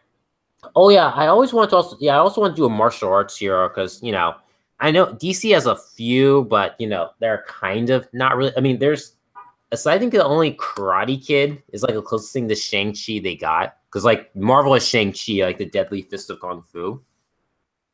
Yeah. Yeah, so I kind of create a character who's like he basically is a martial artist, but he also like uses psychic ability. Like he has like psionic ability, so he kind of mixes martial arts with like telekinetic abilities. Oh yeah. Yeah. So instead of using chi, kind of like traditionally like in Dragon Ball Z, he uses psychic abilities. Yeah. Yeah, that sounds cool. Yeah. And Yeah, I I kind feel of always, like I kind of always want. Oh well, sorry. For his like backstory, I kind of always want to have him have a Catholic background, so it's kind of like he's like a martial artist with like a Catholic origin. Bring your hair. Why didn't you tell me you needed some? Is that enough? How many you need for your thing? this is enough. Yeah, sorry. Someone just walked in the room. Oh, that's okay. Yeah. But you were saying? Well, I just thought it's like I kind of wanted him to have like a Catholic origin story, so not really like the traditional like the Asian martial arts origin story. So just think of it's like a Western. It's kind of like it's like a martial arts character that's like has an origin, steeped in Catholicism. Yeah. Because most martial arts heroes always have that. Went to a monk monastery in China or somewhere to learn martial arts. Yeah. Yeah. Man. But like, because Catholicism, they've taught like they kind of learn how to teach students how to do that over time. What you mean the story or real life? I mean, in the story, yeah. He's part of like an obscure like sect of Catholicism. They're like, they're kind of like they're kind of more secluded. Like, most of the world doesn't know about them. So he kind of was part of the sect, yeah. So he has like the origin story kind of similar to like, a martial arts monk in those kung fu movies, just that his is like a Catholic monastery, yeah. So it's kind of like that. So it's like a westernized martial arts film in a sense, you could say. Oh, okay. Yeah. Yeah. Yeah, I was actually kind of thinking that. I mean, there's always like martial arts and fighting that's like always in China and all that. It'd be kind of nice. I mean, it'd be kind of interesting to get like. Well, we kind of do them in America. They just tend to be like backups to spy movies. Like spies are always doing martial arts.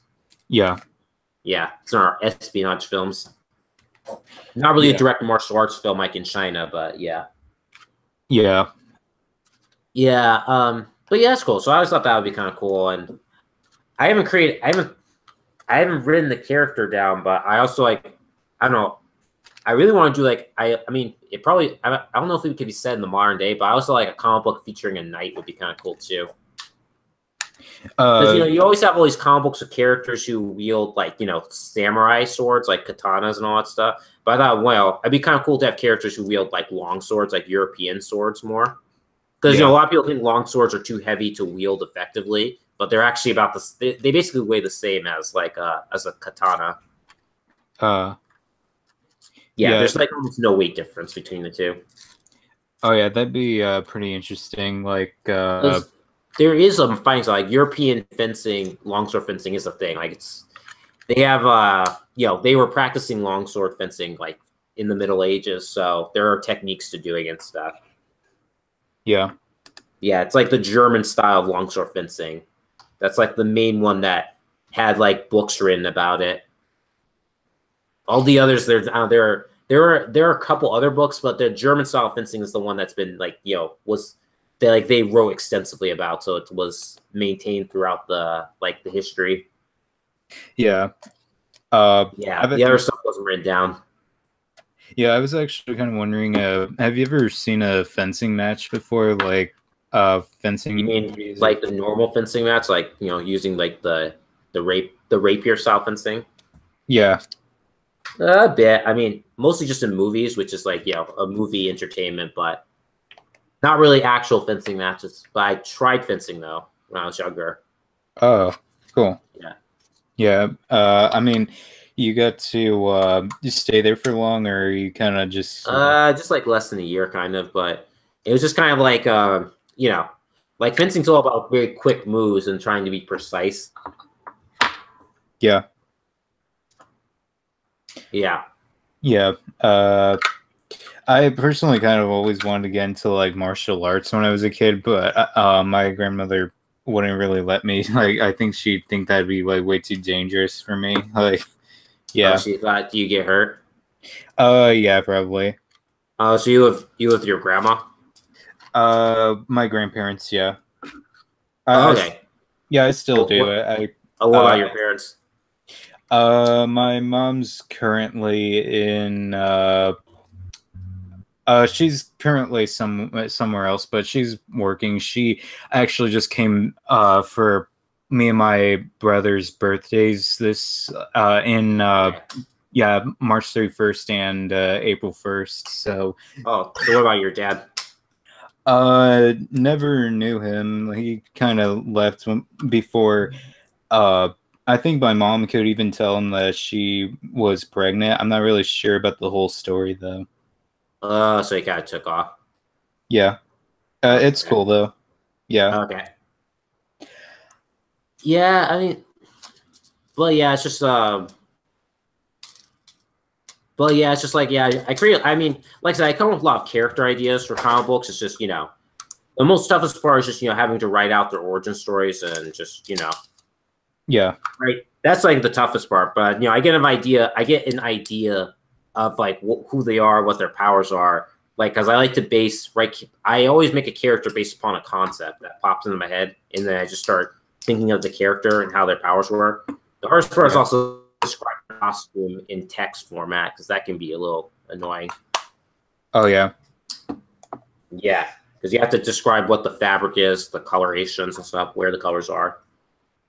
Yeah. Like I always wanted a sidekick, like a sidekick type superhero he like has a very basic, where he's literally his costume is literally just essentially like wearing a blue shirt with a white star on the heart with the red pants and black shoes, and he wears like an American flag cape, and he also wears a mask to cover like his face. Like he wears like I think they're called eye mask. You know, it's like the type of mask that Nightwing wears. Oh, like a Where it domino doesn't- mask? Is that what's called? Where it's like, you know, it's like basically like a masquerade mask where it just covers, you know, around your eyes. It doesn't cover your entire face. I don't know if it's... I forgot what they call them. I forgot what they call them, but you know what I'm talking about. The mask that doesn't cover your entire face, it just covers the area around your eyes. Yeah, I think those are Part called... of your nose. Yeah, I think those are called domino masks. Okay, if that's what they're called, then yeah, basically that's basically the mask he wears and stuff. So it's a very simple costume, you know, where it's very like, you know, casual clothing. But yeah, the main aesthetic is that he has an American flag cape, and I called him, I think I call him. I forgot what I called him. He was either Patriot or something like that. Yeah. It was either Patriot or Kid Freedom or something like that. But yeah, he's basically like he's essentially like the main character, one of my main character's sidekicks. Eventually, yeah. I'm just trying to decide what his origin story is. I think at one point I thought, oh, he was going to be a clone, kind of like Superboy, but I might have scrapped the idea.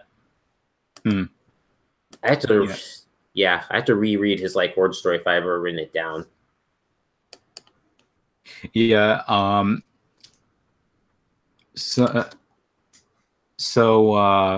man, I'm kind of my mind's kind of going right now. Oh, okay. Yeah.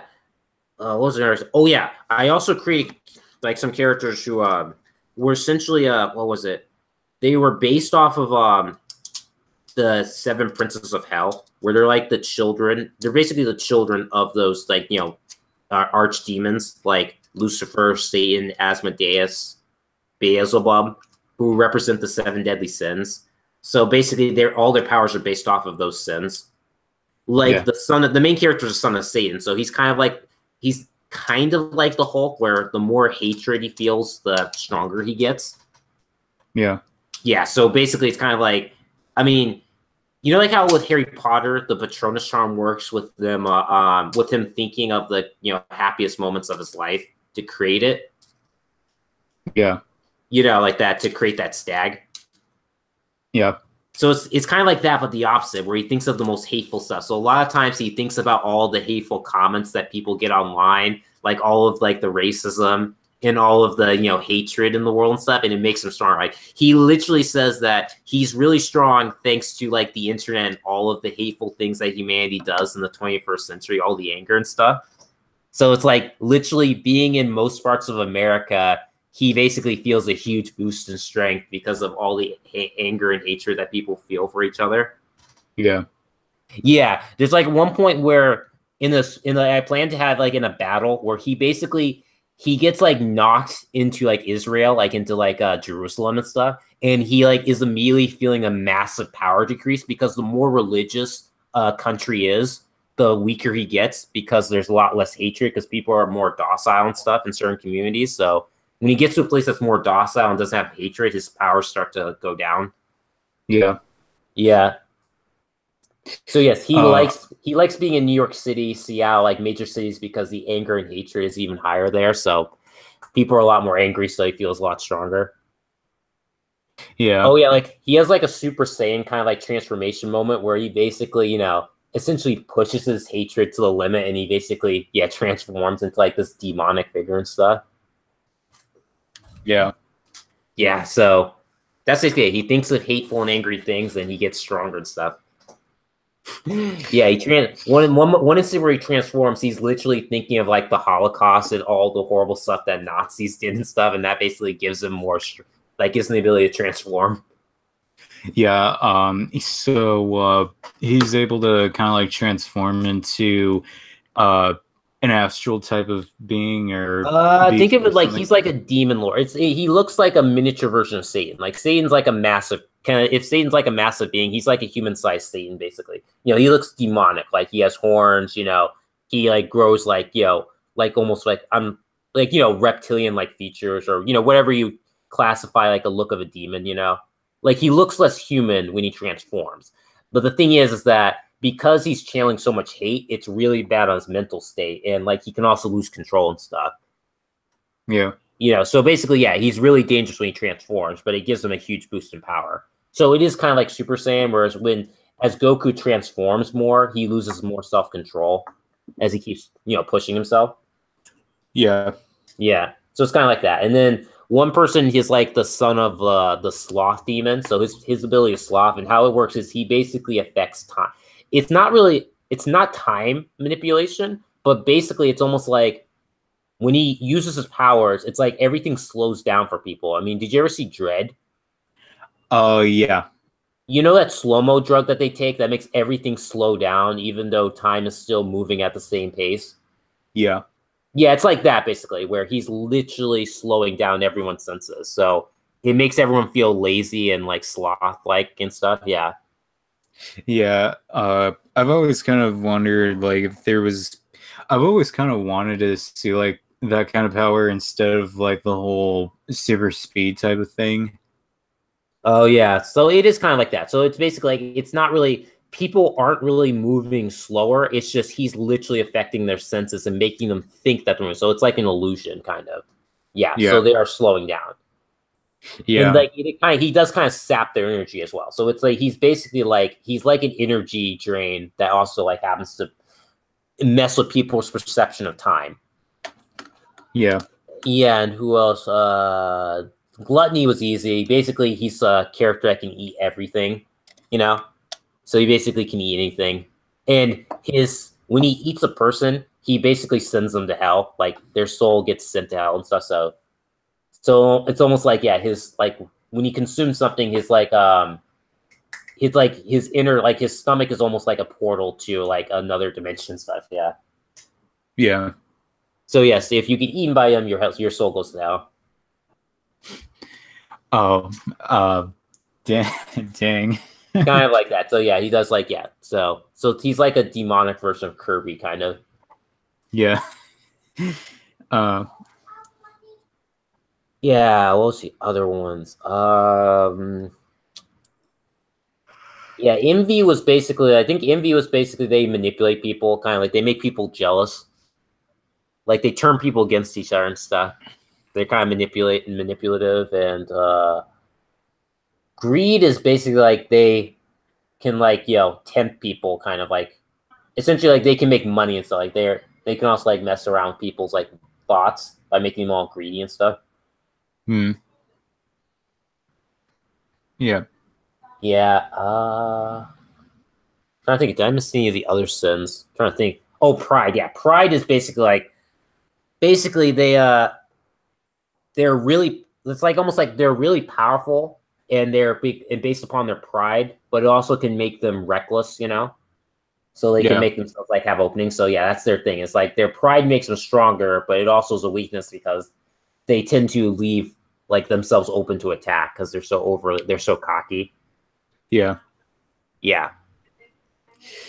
Yeah, so yeah, greed is the hardest one. I feel like greed's the hardest one because I'm trying to think of like in a combat sense how that's viable.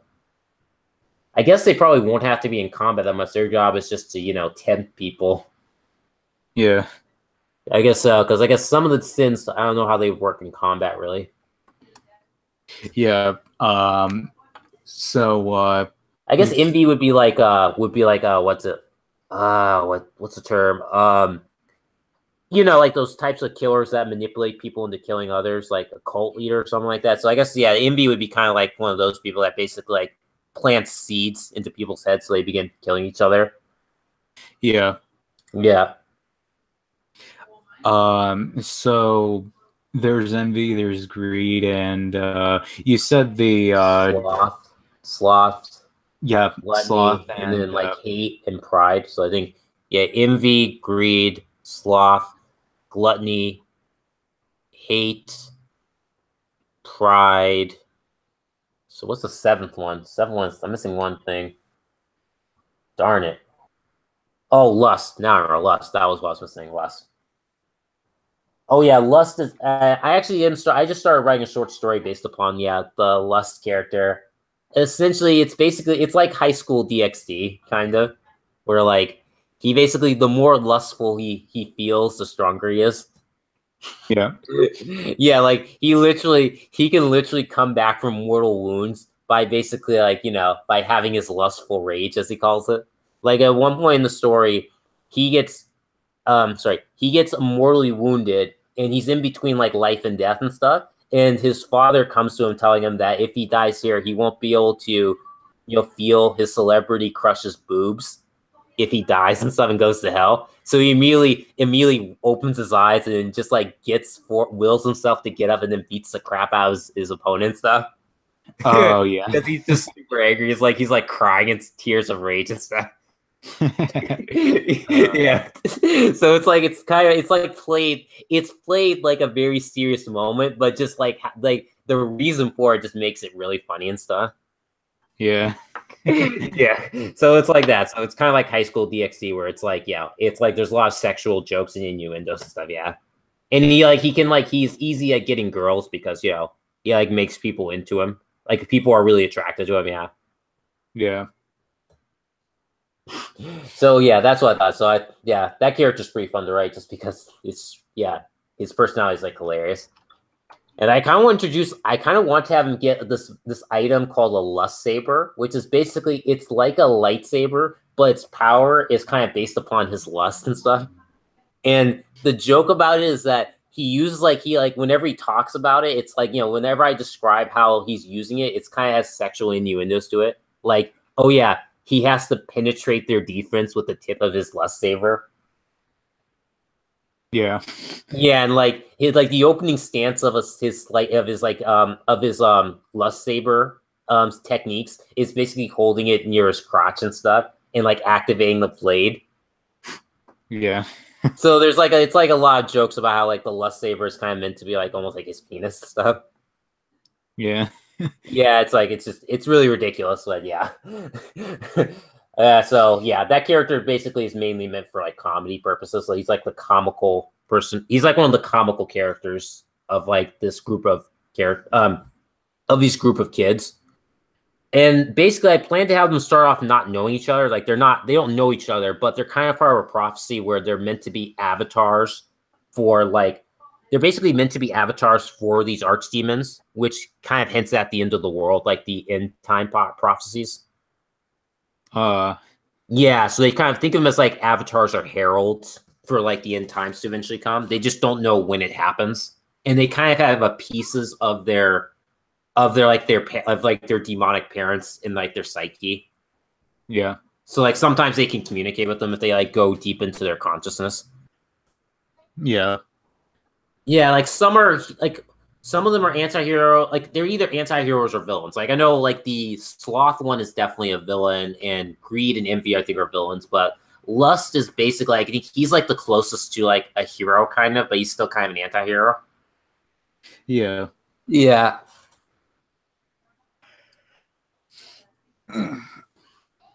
Yep. So these 7 people, they're kind of like they're meant to be villains or heroes. Some of them are some of them are villains. Others are like anti-heroes. Basically, it's like either villain or anti-hero. But it's like they're all just connected by the fact that they're like they're like half human, half demon, and their parents are like the top of the top in the hierarchy of hell. So it's like so like they have inclinations to do bad because of their demonic heritage, but not all of them choose to be villains. But they also are anti-heroes because when they do acts of heroic, they tend to kill people and stuff. Like I said, the son of Lust is basically like he's like the least villainous of them all, basically in a sense. Like he's an anti-hero, but he's really on the lower end of the anti-hero spectrum. Like he's almost barely an anti-hero. Yeah. So he's almost heroic and stuff, but he also is pretty selfish. Yeah, like he is not your traditional like good guy and stuff. Yeah. Like he's really distracted. Like he's all like if he joined the Justice League, he would be trying to sleep with all of the female members of the Justice League and stuff.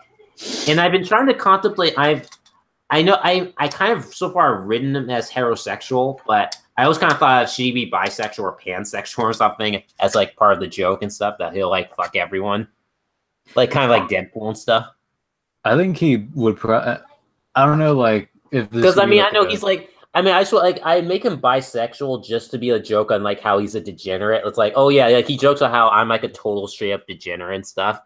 Like if someone reads his mind, they get like shocked, they're like repulsed by what's in his mind and stuff. He like jokes saying, "Oh yeah, I'm like a total degenerate and stuff." Yeah. So that's kind of what makes him an anti-hero. It's like he's a hero, but he's also like a super degenerate. Yeah. Like I can imagine like some kind of mind reading villain just like reading into his mind and just doing that. Yeah, and he gets traumatized and stuff. Yeah. It's basically like it's not 4chan, but what's I forgot what the name of that that like 4chan subsidiary that's all porn. Yeah.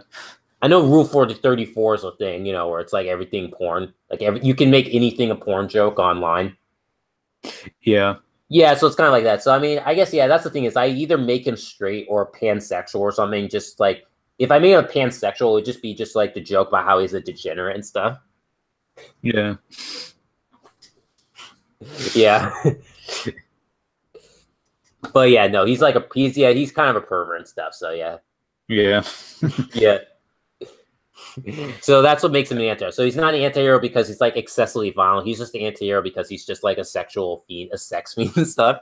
So if he was part of the Justice League, yeah, he'd probably get kicked off for being like a pervert or like just sleeping around. Yeah. It's like he'll sleep around with other people's wives. He slept around with other people's girlfriends and wives and stuff. Like one point in the short story I'm writing, one of the nerds is being bullied by like the local bullies and stuff. And he tells them to like pick on someone his own size and stuff, and they laugh at him and stuff. And he says, "Oh yeah, like hey lame-o and stuff, yeah, you're just mad because I fucked your girlfriend and then she broke up with you the next week and stuff, Yeah, it's like that's what he said. Like he basically insulted him by saying, "Yeah, your girlfriend, like yeah, I caused your girlfriend to cheat on you with me." Yeah, it's pretty funny. Yeah. Yeah. But yeah, so that's just how I thought. So he's definitely a character in terms of personality wise. Like, yeah, the son of like the son of like the lust demon and the son of like Satan are basically so far the characters who I thought up personality wise the most. The others are still kind of trying to think of a personality and how to fit their backstories, but these two are kind of ones I've definitely thought out. Yeah.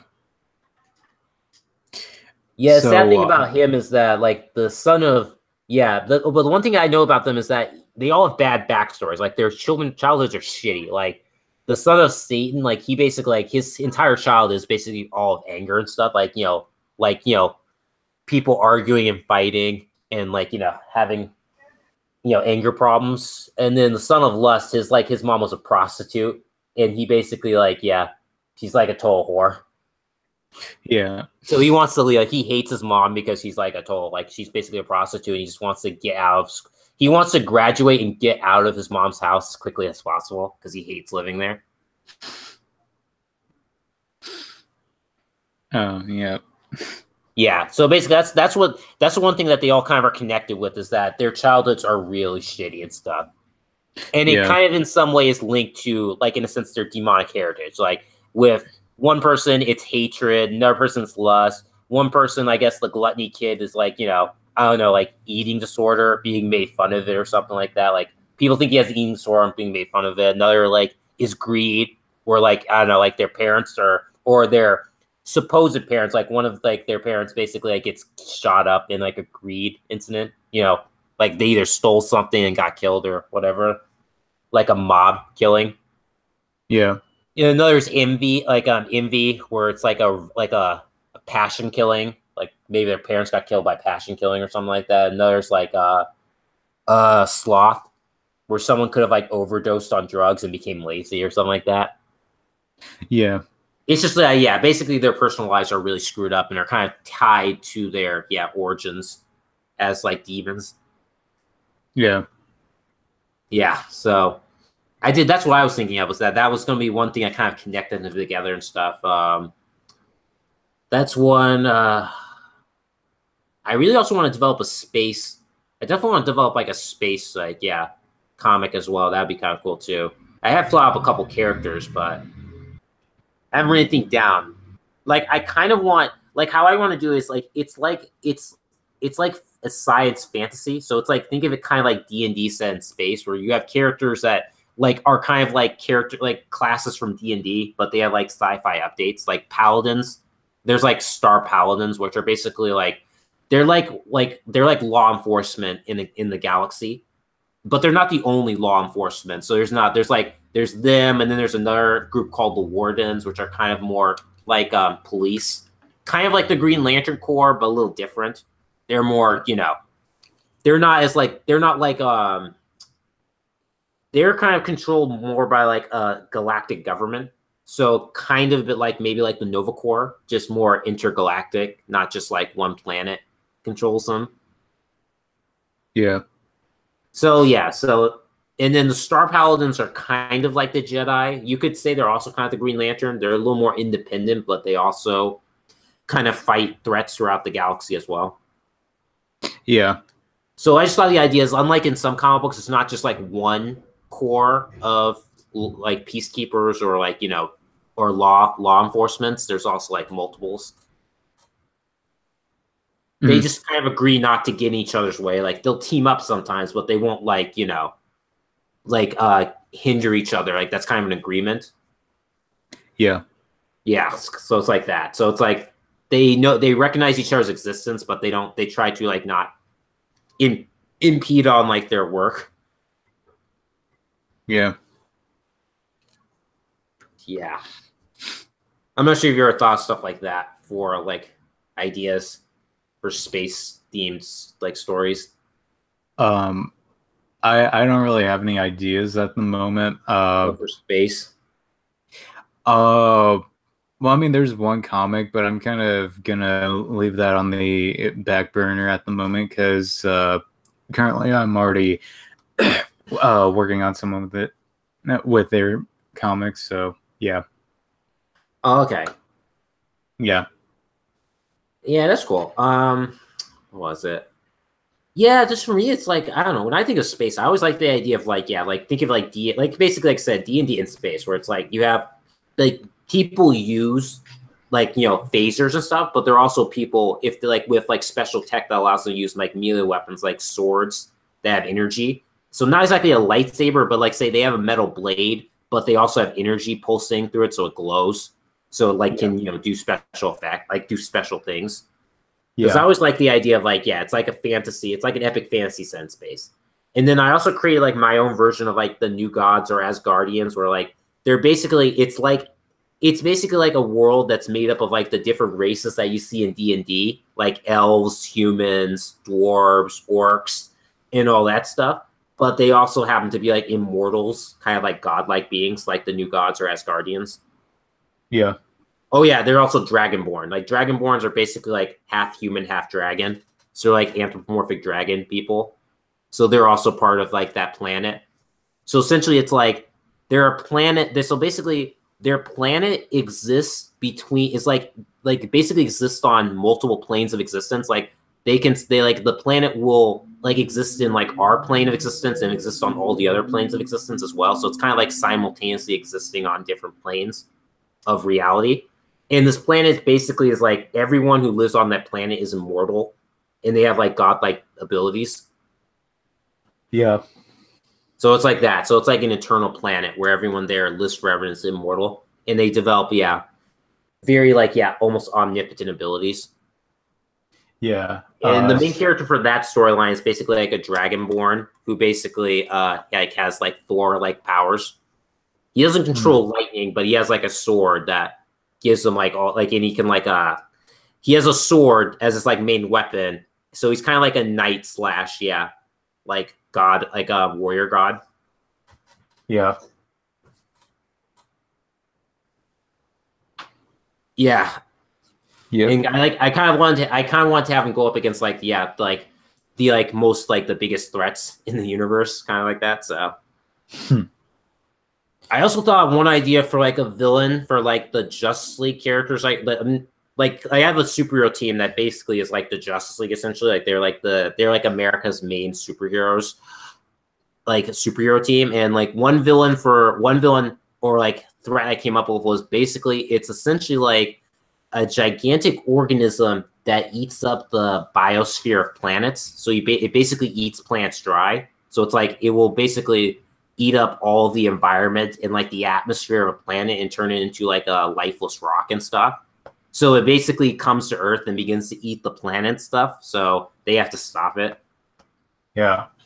Yeah, so it's like a massive organism that basically its food source is essentially, yeah, the planet's atmosphere and its ecosystem. Yeah. So kind of look, it kind of looks like a Lovecraftian thing, but it's not Lovecraftian. But I do also want to use like Cthulhu or like, Lovecraft style monsters as well.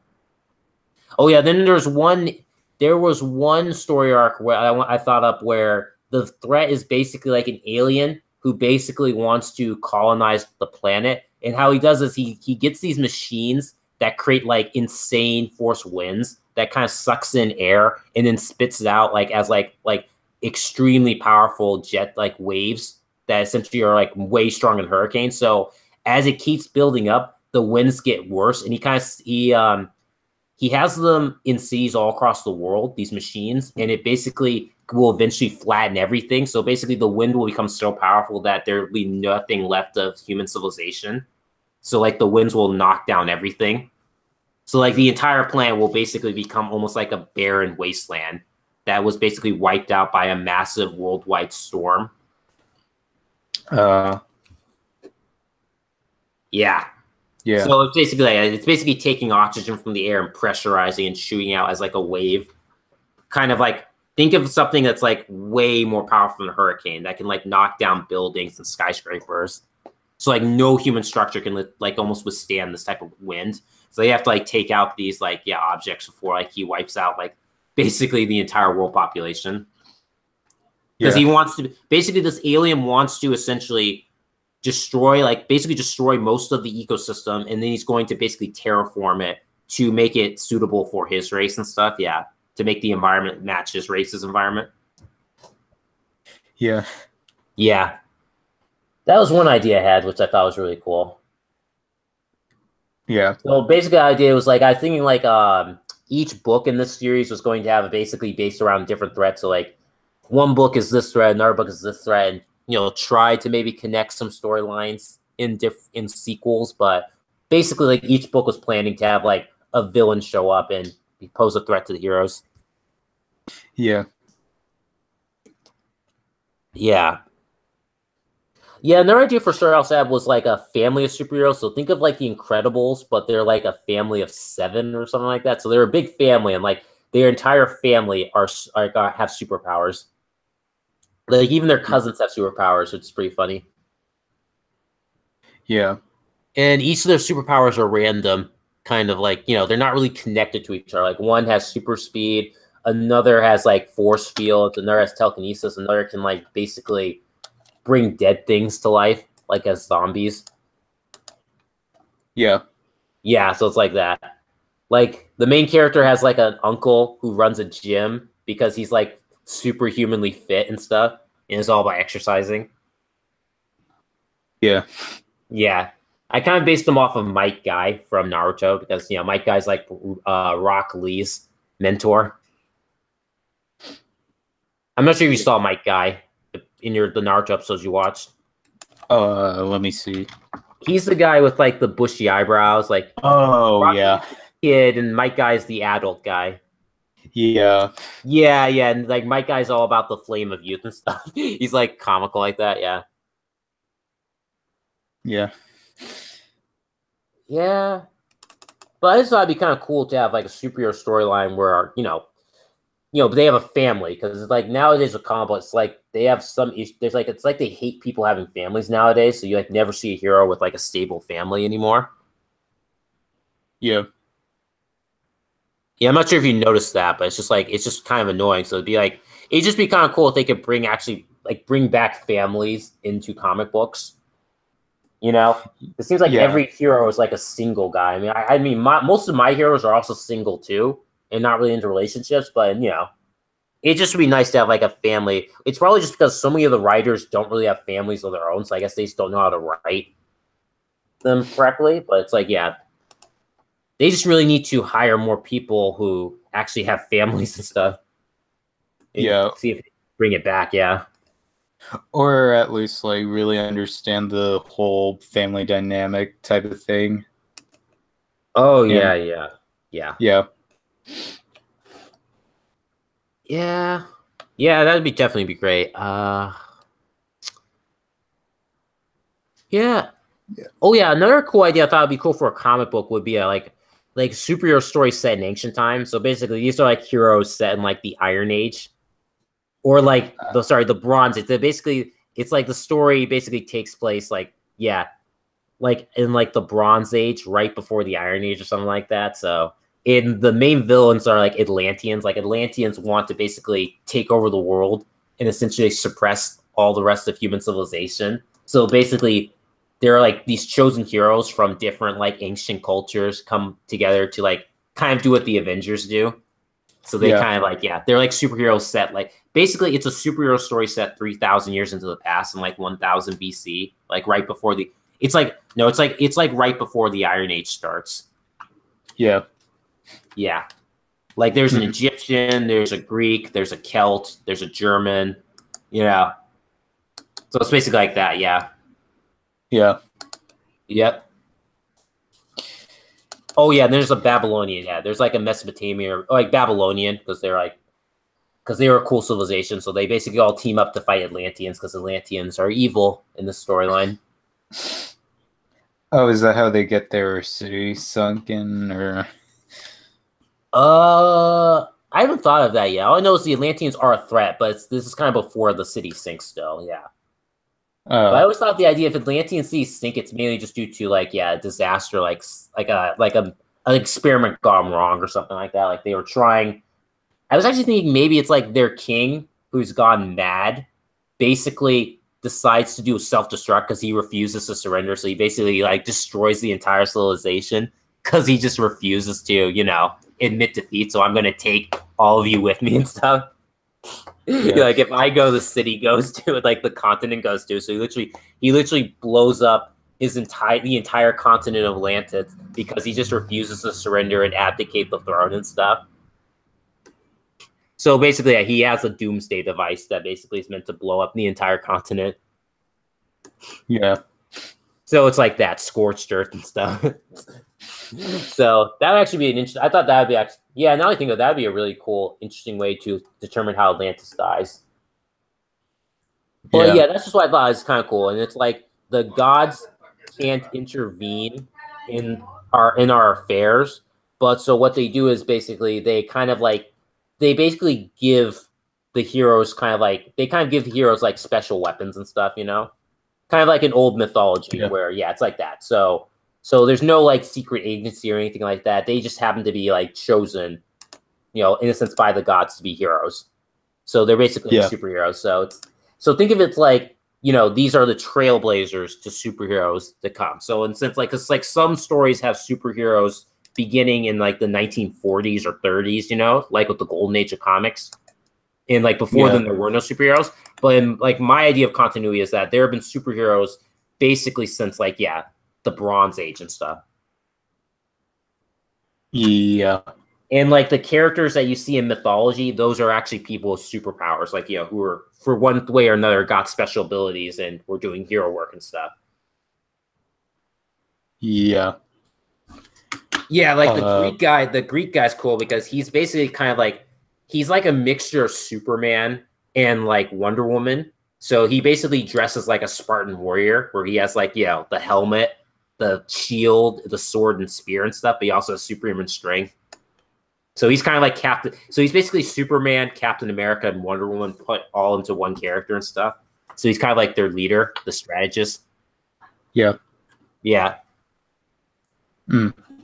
So he's like, all about honor and glory and stuff. Like this. So he's basically a Spartan. He's like a Spartan turned into a superhero. Yeah. Yep. And then the Celt was meant to be like kind of like the X Factor. Like he's kind of like, like he's like wild because like in ancient history, the Celts are described as being like almost madmen on the battlefield, like barbarians. Yeah. Yeah. And then like the Egyptian is basically like the magician. Like the Egyptian and Babylonians are kind of like more supernatural, and okay. Yeah, the Egyptian is like a necromancer, like uses magic, and then the Babylonian kind of uses like uses kind of almost advanced technology kind of. Like it's kind of a mix between magic and science. So he uses tech that's like magical powered. So like he uses magical items. Yeah. Yeah. Yeah. Mm-hmm. Which ought to be kind of cool. So he basically, I think he maybe kind of like with Iron Man, he uses a suit, but it's kind of made out of it's like made of magical tech and stuff. It's like suits of armor, kind of like with what is it? Darn, what is it? It's like how some people interpret like Hephaestus being a god of the forge. He can like make like all sorts of weird weapons. So kind of like that, yeah. So he's good at forging like weapons, like magical weapons. Yeah. Yeah. Mm. Yep.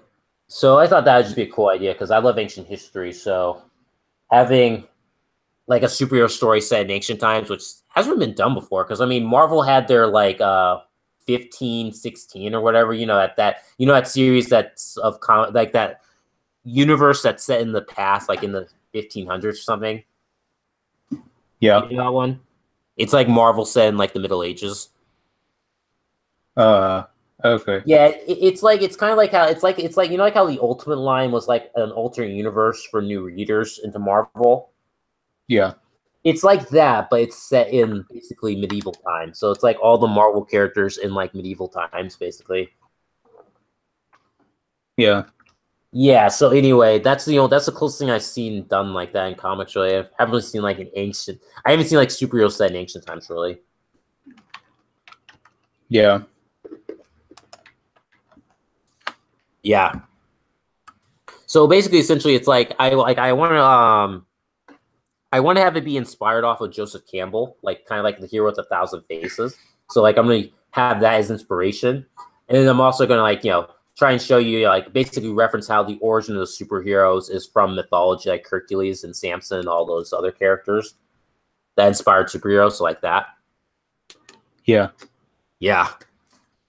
So I'm probably gonna try and watch lectures and like and documentaries on mythology just to get some idea for inspiration. Yeah. Sounds good. Yeah. Yeah, I should probably cut the stream now since it's going on for a while. Yeah. So anyway, guys, this has been their extreme stream. Hope you liked it. So I'll see you all later.